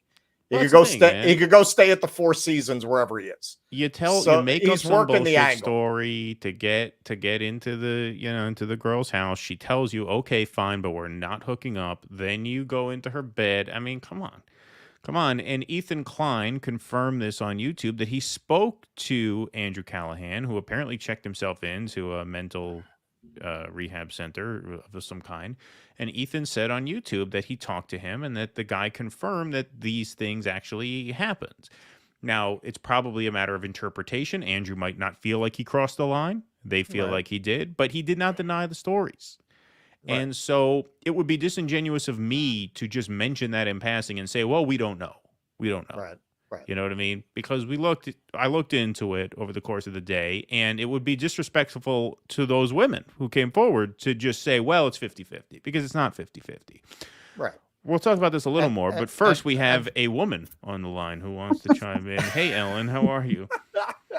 I'm good, Keith. Good to see you. Ellen is one of our Patreon supporters. Patrons have call-in access to this show, and so you are taking advantage of that perk, which we love it when you do. So thank you, Ellen. We generally don't like to hear from women when we talk about women, but we make an exception. Well, I'm here to straighten it all out. All right, good. And I'm really sorry to hear that you're feeling so bad, Keaton. Today I woke up. I felt hungover, even though I haven't had a drink in 3 weeks. And I'm not like on a sobriety kick. It's just we've had the plague circulating the house, so I like to keep my systems going. So I don't like to drink when I need my systems running. But I felt hungover this morning. It was the weirdest fucking thing. I mean, really, or the weirdest Sam Hill thing, I should say. But yeah, it was really strange. The Sam Hill's matter with me this morning? It was really strange.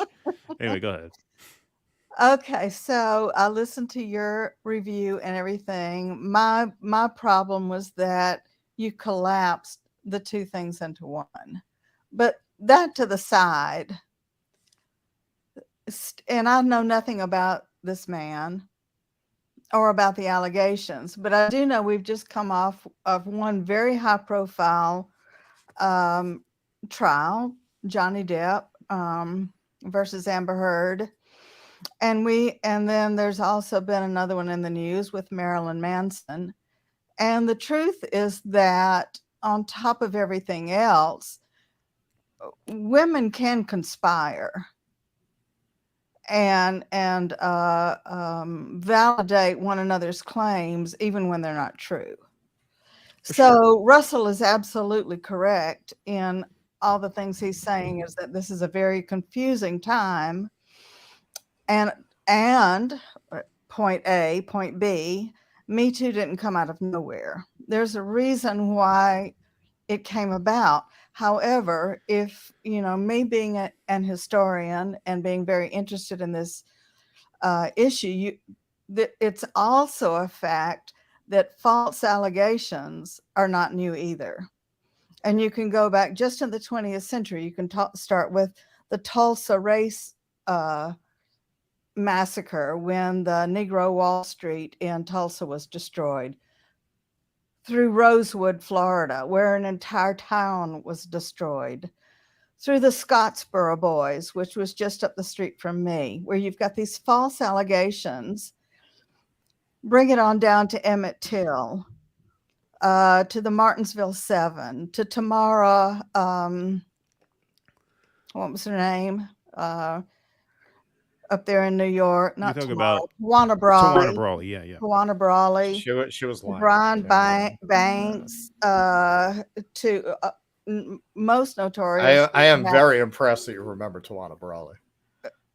How could I forget it? It was such a big deal. It was a big deal up here. Was it a big deal? No, it was a national story. It was. I followed it fairly closely, and down to and most notoriously the McMartin preschool, where people's imagine it crosses into with Tulsa and Rosewood and Emmett Till and the Scottsboro Boys, with race, with class, with all sorts of things.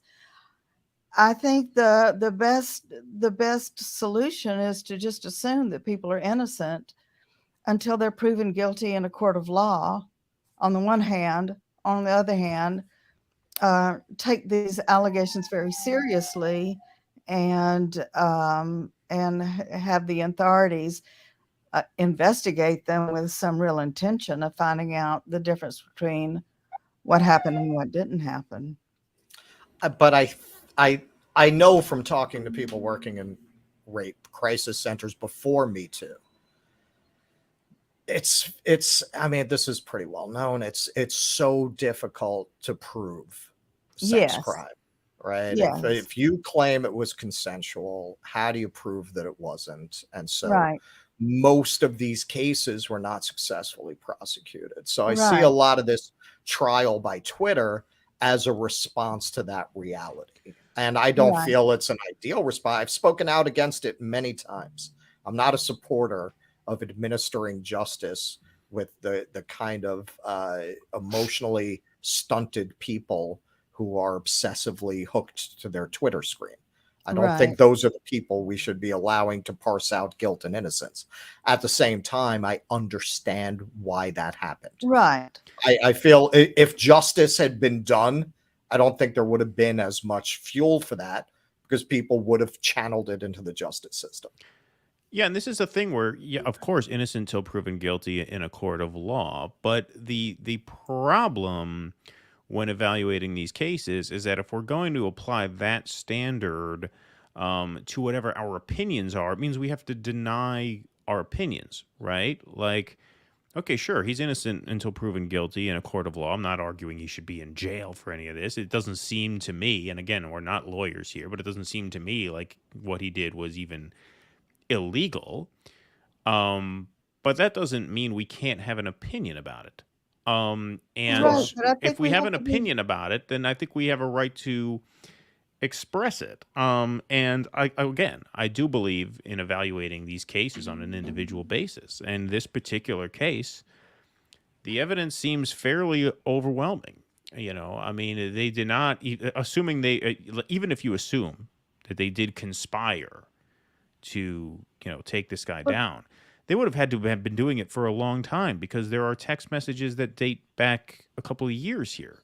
So, but look again at the Scottsboro boys. Oh, I'm not saying that this stuff hasn't there was happened. no doubt in people's mind then either. Oh, sure. Oh, sure. I'm not saying it. I said I've known women who lied personally. Yeah.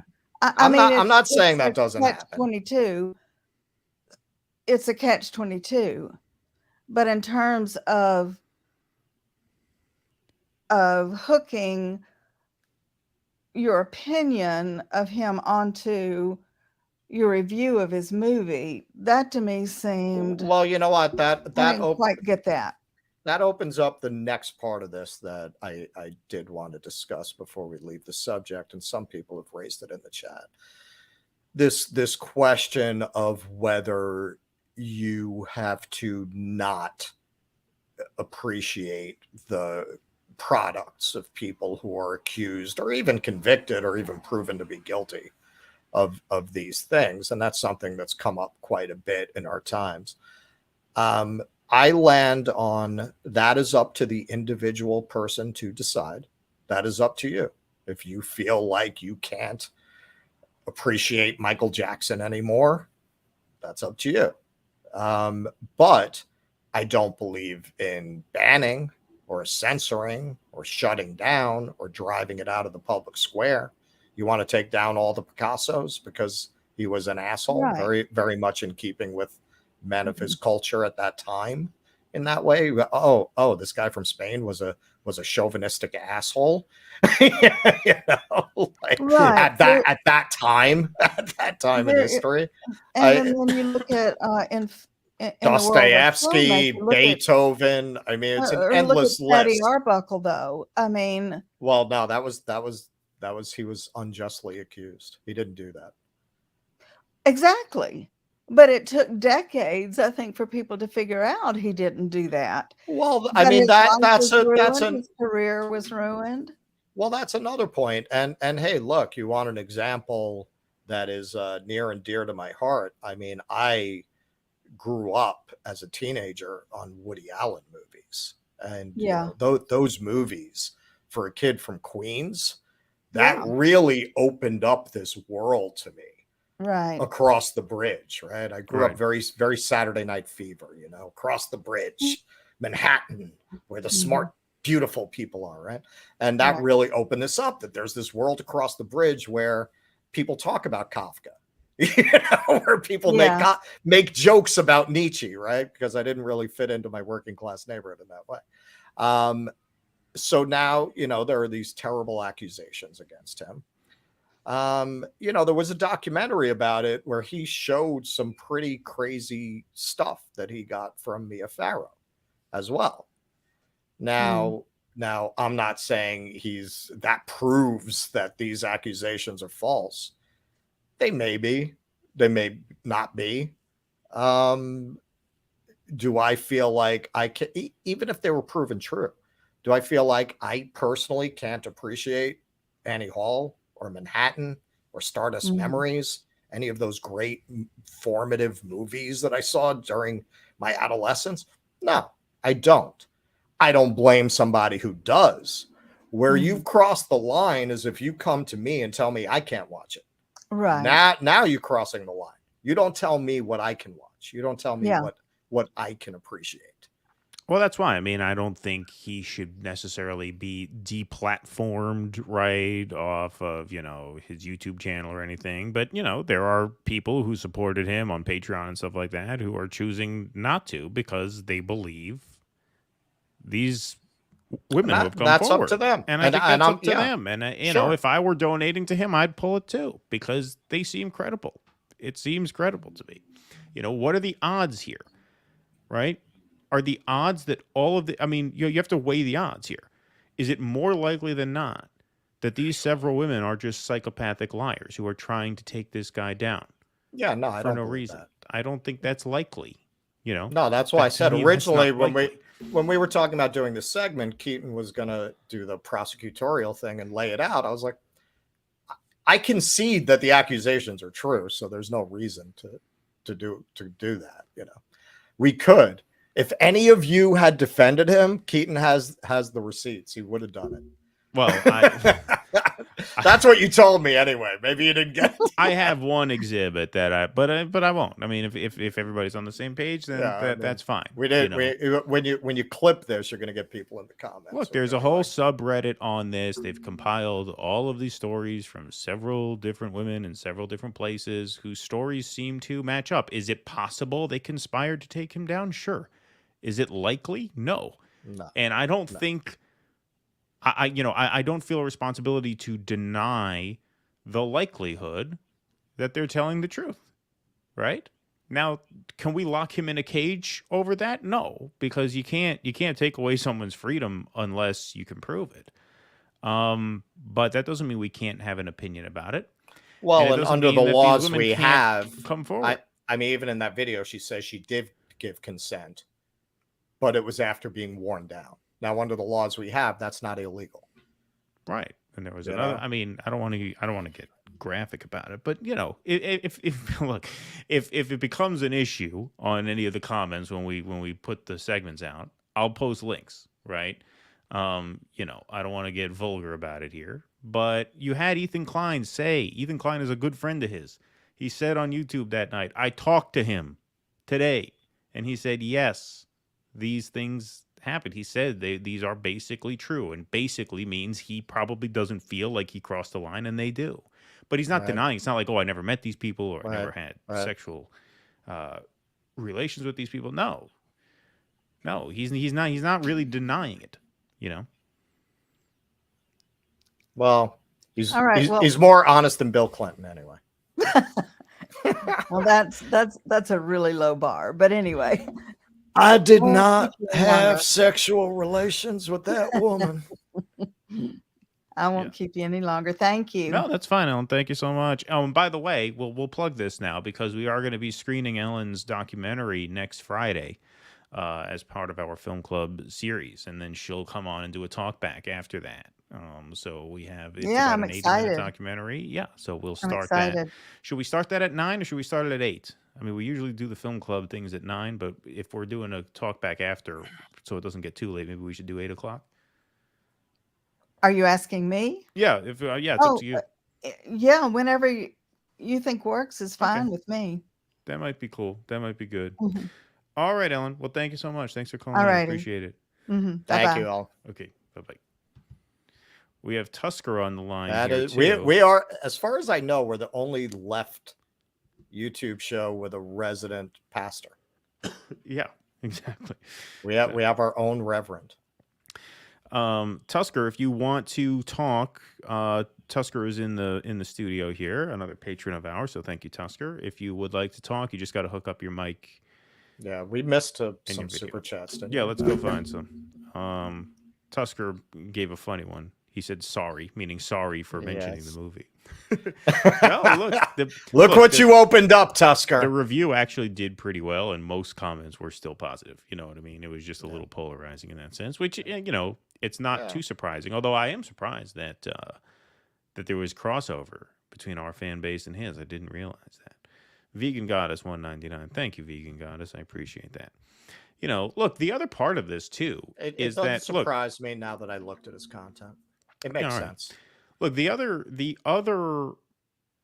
part of this too that I think is worth mentioning is that, you know, when we talk about moving into a better place where you don't have women feel exploited in this way or taken advantage of in this way or sort of bullied or coerced in this way, is I think there has to be, and I've thought this for a long time, like there has to be an adjustment made on both sides of this. Whereas, you know, like, because you're right, to go in for that kiss is tough. You don't know how it's going to be perceived, right? It's all about the woman's reaction to it. And there's still a lot of women. I mean, it's the norm. This is biological in a sense. It's not just social. Like, women want to be pursued, right? They want the guy to take charge.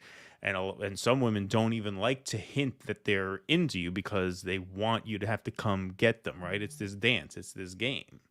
That's what that Blurred Lines song was about. Everybody thought that was a sexist song. I'm like, no, I don't think it's a sexist song. I think it's a song about a guy who's tormented with, I'm getting mixed signals here. Does she want me or does she not? What do I do? You know what I mean? Mm-hmm. Right. And I think, if we're going to move to a better place, I think there just needs to, I mean, what you're doing is you're forgoing some of that risky sort of adventurous romantic spark in order to make sure that everybody feels comfortable. And comfort isn't necessarily sexy, right? Mystery is sexy, right? Not knowing how it's going to go, going for it, making that big move. But, I think there are adjustments that can be made on both sides there. I think if women want to be kissed, they should signal a little harder that they want to be kissed so that it's not so uncertain, so that the guy doesn't have to worry, if I do this and she doesn't like it, am I going to be considered a sex pest now? All right, Tusker is here. That's it. And I can remember that being the fear, even if the woman, I'm talking when I was like 14, right? Even if the girl, even if the girl was giving every signal, it was still terrifying. It's still hard, right? Because you still don't know. So now, I don't even know how I would do it. I was thinking about this today. That's one thing where the apps come into play, because you can arrange all that shit beforehand. That's true. That's true. And it's documented. You screenshot that shit. I was thinking about this today when I was not that I know anything about that, folks. You're way past that. Yeah. You were, by the time those things became an issue, she put a ring on it already. Yeah. If I were coming up today and assuming I had the same temperament, I was the same kind of person I was when I was 15, there's absolutely no doubt in my mind I would have wound up in like probably what's called the right wing today, because I would have wanted to get laid, man. You ain't getting laid with liberal women. Forget about it, man. Like you're gonna have to make them. You're gonna have to get an attorney before you go out on a date with them. You're gonna need a team of lawyers to chaperone you. Fuck that, man. Like I totally would have been right way, no doubt about it. But did Tusker just weigh in there? Hey, Tusker. Yeah, I was trying to figure out the permissions in the background. No, that's okay. Nice to meet you, Tusker. I appreciate you. Oh wow, Tusker's a woman. Oh yeah, the plot thickens. The plot thickens. Yeah, I didn't take Tusker. Tusker just doesn't seem like it would be. No, I don't. But I don't want to. Oops, her mic disconnected. That's all right, Tusker. We're waiting for you. So if you want to rejoin. Vegan Goddess, thank you for the $4.99. I appreciate that. Poor Keaton is ill. I'm not mad he called Trae a grifter. I love Trae, but his Pete rant was huge for me. Love you guys. Well, thank you, Vegan Goddess. Love you too. All right. Are you there, Tusker? Are you back? Yeah, I'm here. I was just gonna say hi, Proof. Oh, right, there you go. Nice to see you. No, I mean, I think that this is a conversation that on the left we really just have not dealt with well. And it is simply the issue kind of around what we're talking about. Like, women can be human pieces of shit too. Sure. I know plenty of them. I had one of my friends that, whenever he was 24, he found some girl he really liked. She lied. She said she was whatever. And then her parents were trying to, say that he knowingly knew she was 16. And she kept up with it hugely. I mean, he almost got listed as a pedophile for the rest of his life.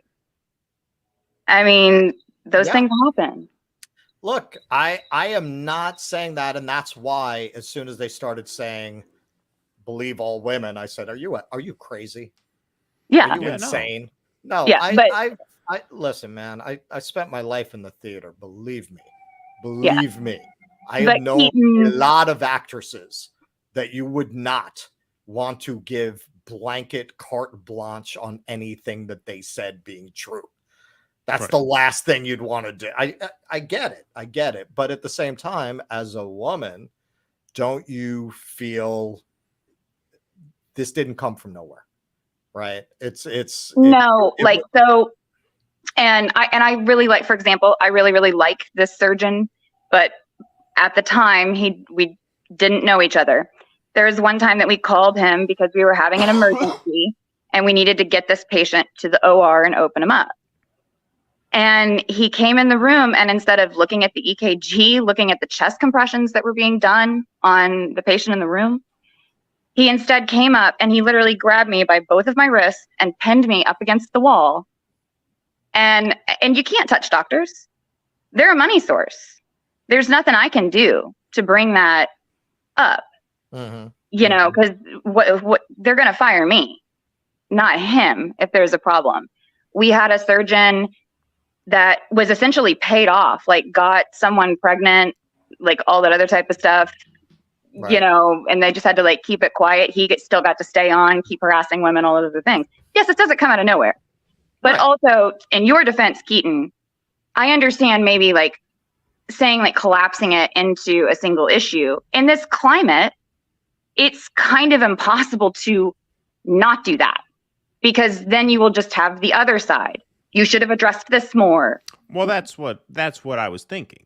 That's why I told that story about the Birth of a Nation movie, because I've had this experience before where you try to evaluate something independent of allegations against the creator. Now, Woody Allen, it's a little different because those have been out there for decades, right? It's sort of common knowledge that there's this shroud of mystery about what he has or hasn't done. When it drops the day of, it seemed like I thought I would get a lot more shit for not addressing it. Right. Kyle did a video about Andrew Callaghan. You know, some NPR reporter, some lib gave him shit about interviewing Alex Jones, right? Kyle did a whole video on that, didn't mention the allegations at all. I thought I'd get more shit if I did that. Apparently not, because I don't think Kyle got any shit about that. So maybe I just had that wrong. I'll admit that. I'm sure there was some exception. Most of the time my judgment's pretty good. Maybe that time it wasn't. But this is kind of what I'm talking about. This is the type of climate that we've created. You have a 50-50 shot of getting it right. You know, and it's definitely not healthy that you have to prove your own moral bona fides. And a moral decision is made about you or anyone else that covers that type of stuff. If they fail to add in certain things, then you're going to be accused of, you know, not addressing the allegations in an appropriately culturally sensitive way. Exactly. Right. You are not representing the cause of women who are oppressed. And it's just our brand of feminism these days really, it doesn't represent the type of feminism that I thought feminism was about. It seems like we just have a whole lot of, we only seem to care about rich people feminism. And that kind of tends to be the driving force. They're the only people that get the notice, and then they become these big cultural signifiers, powerful people bickering, you know. I propose from now on we call that She-Hulk feminism. Yeah, right. Instead of white feminism. She-Hulk. I mean, that might not be, but anyway, I thought that, but also because I sent you down this rabbit hole, Keaton, I'm sorry. No, you're fine.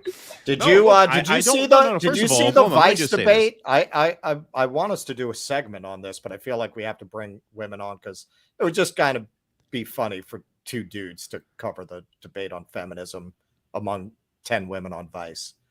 Yeah, I mean, sure, I could happily help facilitate a feminist conversation. Yeah, and also, just, you know, in all seriousness, I don't regret having done that video. If I regretted it, I'd have taken it down. Okay. I haven't. Like, I like the fact that I did it. It did well. It got a lot of most people liked it. Fuck it. Like, you know, most people liked it. I still kind of stand by it. Like, I think if I made a mistake, it was that I kind of went halfway. Like, I probably said a little too much about the allegations without, like, if you're gonna come out as strongly in favor, or if I were going to come out as strongly on the side of the accusers, I probably maybe should have provided more evidence, or I should have made that less. Maybe I struck the exact balance that pissed people off because they felt like I really dug in hard on them without substantiating what I thought enough. But aside from that, I thought it came out good. I liked it. Yeah. Well, when I say sorry, I just mean like it was like a late night. Hey, have you guys seen this? It was like I was just basically seeing like if you guys really like pay attention, like fuck him, fuck his film. I don't give a fuck about him, But like if you just everyone in there looked crazy. There wasn't a single person in there that didn't come off as insane. Sure. Yeah. I mean, the people that were screaming for Joe Biden were just as brainwashed. I mean, that's part of what I appreciated about it. Right. And so that's like that liberal cat lady they got in front of the bookcase. And she's literally just sitting there and she's like, and his penis and like doing the weird like finger stuff and and he's gonna go to jail. I appreciated that. Yeah, I mean, but yes, but I also agree it's kind of abusive to kind of run around and just like, and then kind of mock and make fun of those elements in society as well, All right, but when your society is turned into a Hieronymus Bosch painting, I mean, you kind of have an obligation as a documentarian to record it. Right. Yeah. No, I mean, and I think so. I think that is the case as well. Maybe it would have felt a little bit nicer if he'd paired it with maybe some poor fellas instead of standing there like a stoned hippie and only just providing some commentary every now and then as to the impetus of the project. It did make it, Keaton, I think in your defense, it made it feel, a little bit voyeur status instead of more of like an expose. Yeah, but I mean, it felt exploitative to me. Even the beginning with the whole Joker game gum gang thing. You know what I mean? Like it just felt exploitative. It felt like he's just finding these sad people and just standing there with a mask on and a microphone, just letting them make a fool out of themselves. It's not even like a Borat thing where he's doing shtick with them, where there's like some talent on display. It's just like, okay, here's an anti-circumcision advocate embarrassing himself. Okay, here's a lib embarrassing herself. Okay, here's a MAGA embarrassing himself. And then at the end saying, well, the media's done this to us because it helps the rich.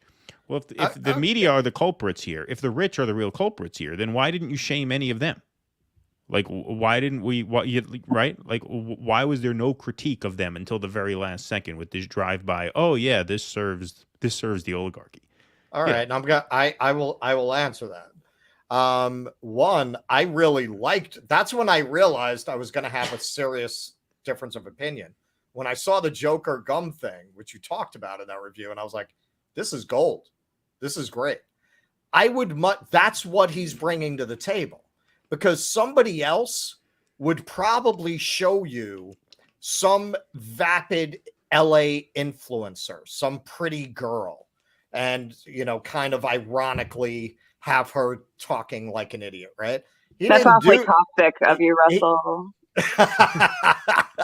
He didn't do that. He showed you the craziest, sickest product of this. The fact that the Joker guy is an influencer and an Instagram personality with all these followers and the way he's all into getting more followers. It's that I've never seen anybody show that. And I don't think most documentarians would have shown that. They would have shown what I'm describing. They would have shown a much more conventional, obvious critique of influencer culture and that phenomena. They wouldn't have showed you that. This guy who is basically like, one step above Boo Radley, living out there, sitting on his couch behind his house with his face tatted up and dressed like the Joker. That, again, it's a low form. It's not by way of Michael Moore. This is documentary by way of the Jerry Springer show. You're absolutely right. But it's appropriate to where America is. I'm not saying this guy's a genius. I'm saying he fell ass backward into the zeitgeist by nature of who he is and what he's interested in. Right. Yeah. Yeah. And I agree. And Keaton, you need food and you desperately need some rest. Yeah. So I'm gonna hop off here, but I would also have to say maybe it's somewhere in between, and maybe you guys are both right. I mean, to me, I think there are very good points on both sides. We're gonna do the Joker gum gang thing. We're gonna get in a Yeah, ring you guys together. should do that. Very fine people on both sides. Very. Bye. Thank you, Tusker. Appreciate the call. Thank you for your support. All right, let's do the Golden Globes quick before we call Before it you an fall evening. off your fucking chair, you poor son of a bitch. Poor guy.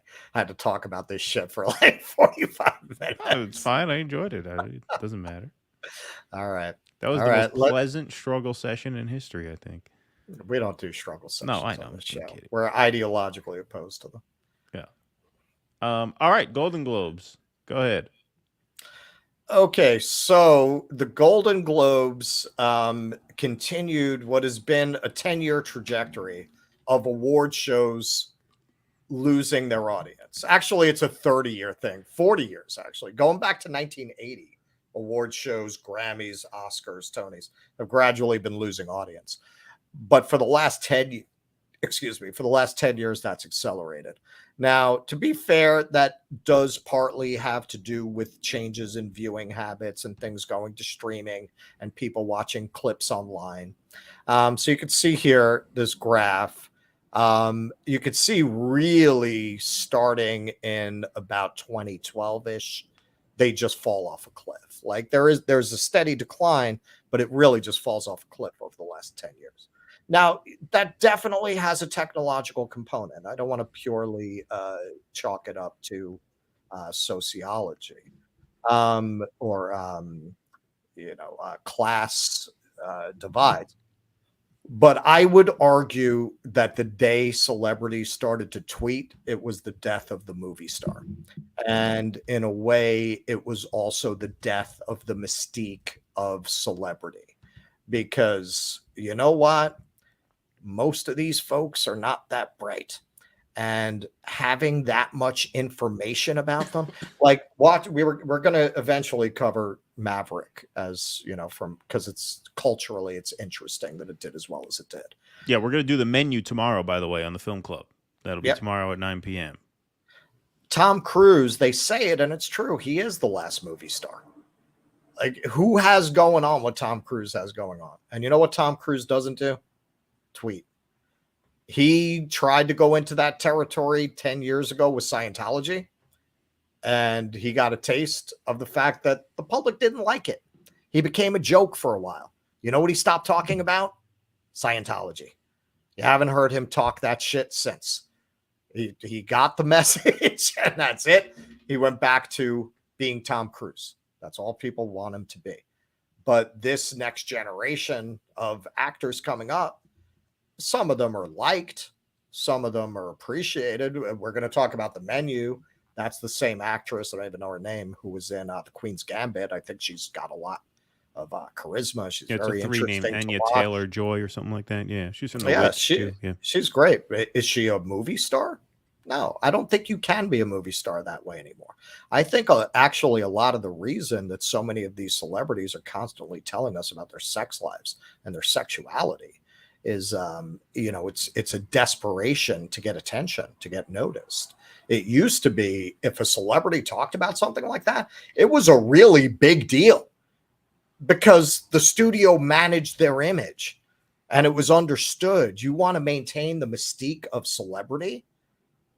You can't tell people that much about yourself. That's why people would be fascinated by the Barbara Walters specials. Right. Because it was like, wow, this person that I only see as a movie star has a life and they have kids, and wow, what are their hobbies?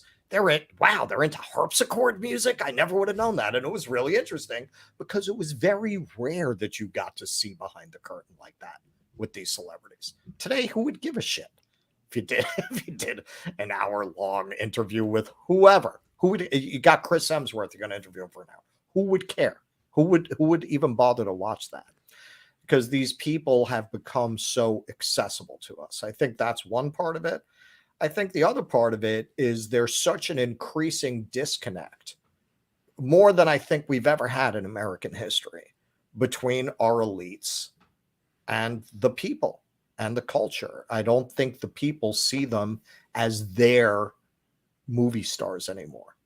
They see them as a cultural elite that actually hates them, that actually actively expresses contempt towards them.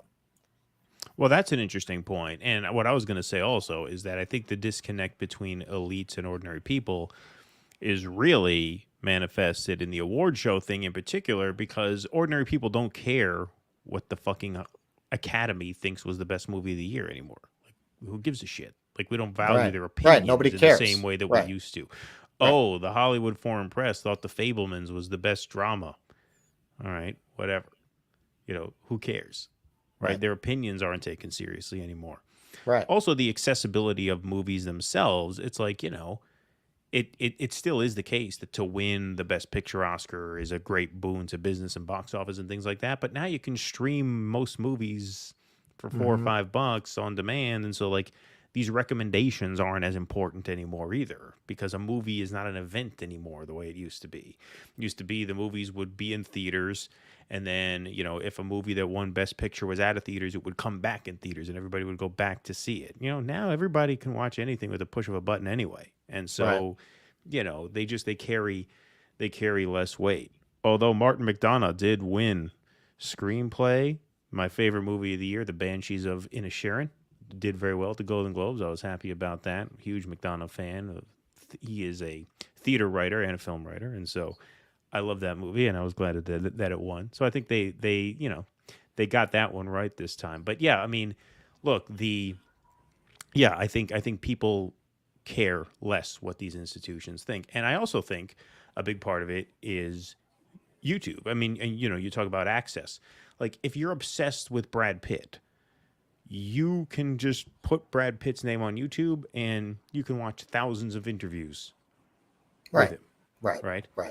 It didn't used to be that way, right? It used to be, if you wanted to see Brad Pitt, you'd have to either buy a DVD and put it in and watch the movie, or you'd have to go see one of his movies, or you'd have to, like, make sure you're home at 8 o'clock when his interview is on TV, right? I mean, because they weren't as accessible.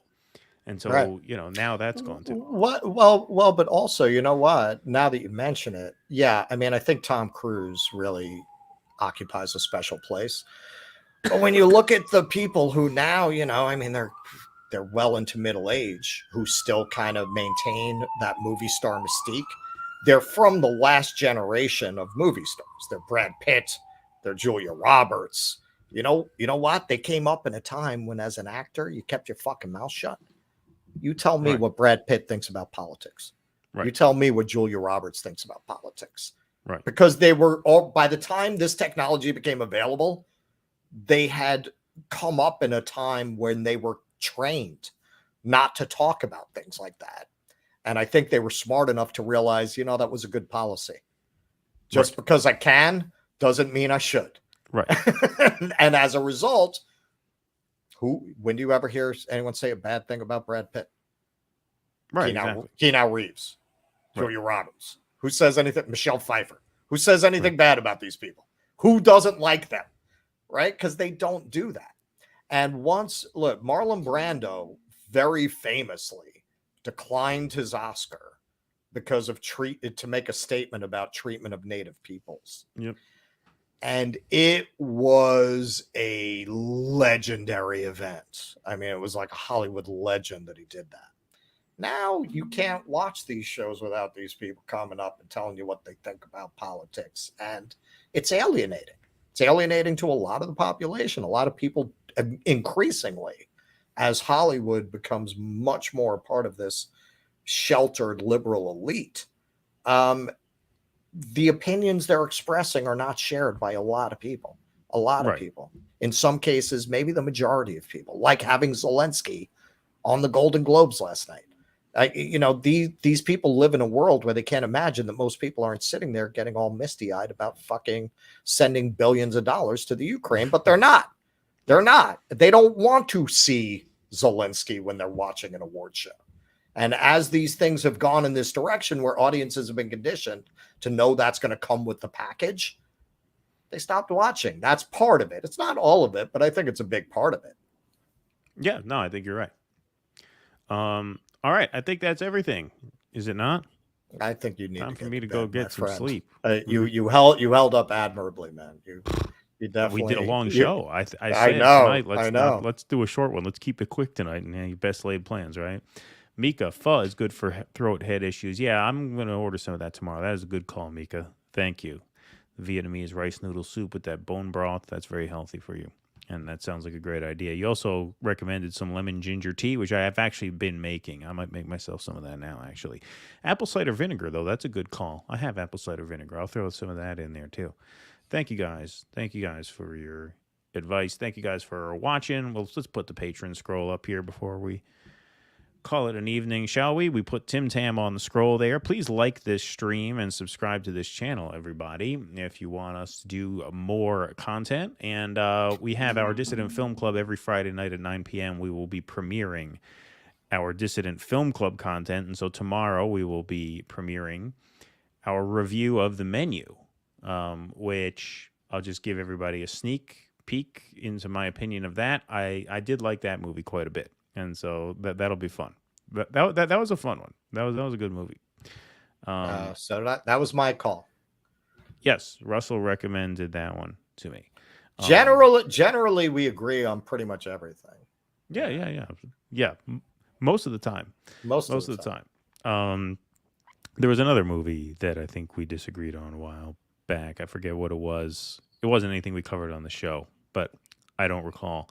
But yeah, The Menu is just great. Aquaman. You were really into Aquaman. Right, yeah. Exactly. It's kind of a horror, black comedy, satire. It's on HBO Max. So if you guys want to watch it tomorrow, then you can come watch us at 9 p.m. You can come correct tomorrow. Yeah, exactly. Although I don't think we need to get into that many spoilers, though. It doesn't seem like the kind of movie you have to talk spoilers in order to talk about it. But all right, everybody. Well, thank you very much. We appreciate you guys staying up with us and watching. I'm going to go get some rest. We will see you back here tomorrow at 9 p.m. That will not be live. Those will be premiered. But we'll be playing that, and we'll probably be hanging out in the chat as well. So we'll say hello to you guys if you're there. So it's tomorrow, 9 o'clock, and we'll be back here with another live show on Sunday. Obviously, the rally, the anti-war rally, is this Saturday, the 14th, at Times Square in New York City. So if you're in or around the New York area, stop by. Russell might see you there. That'll be a rally and march and a teach-in at the People's Forum. Thank you guys very much for watching. Thank you, everybody, for staying up with us. Be safe. Be well. See you next time. Please clap.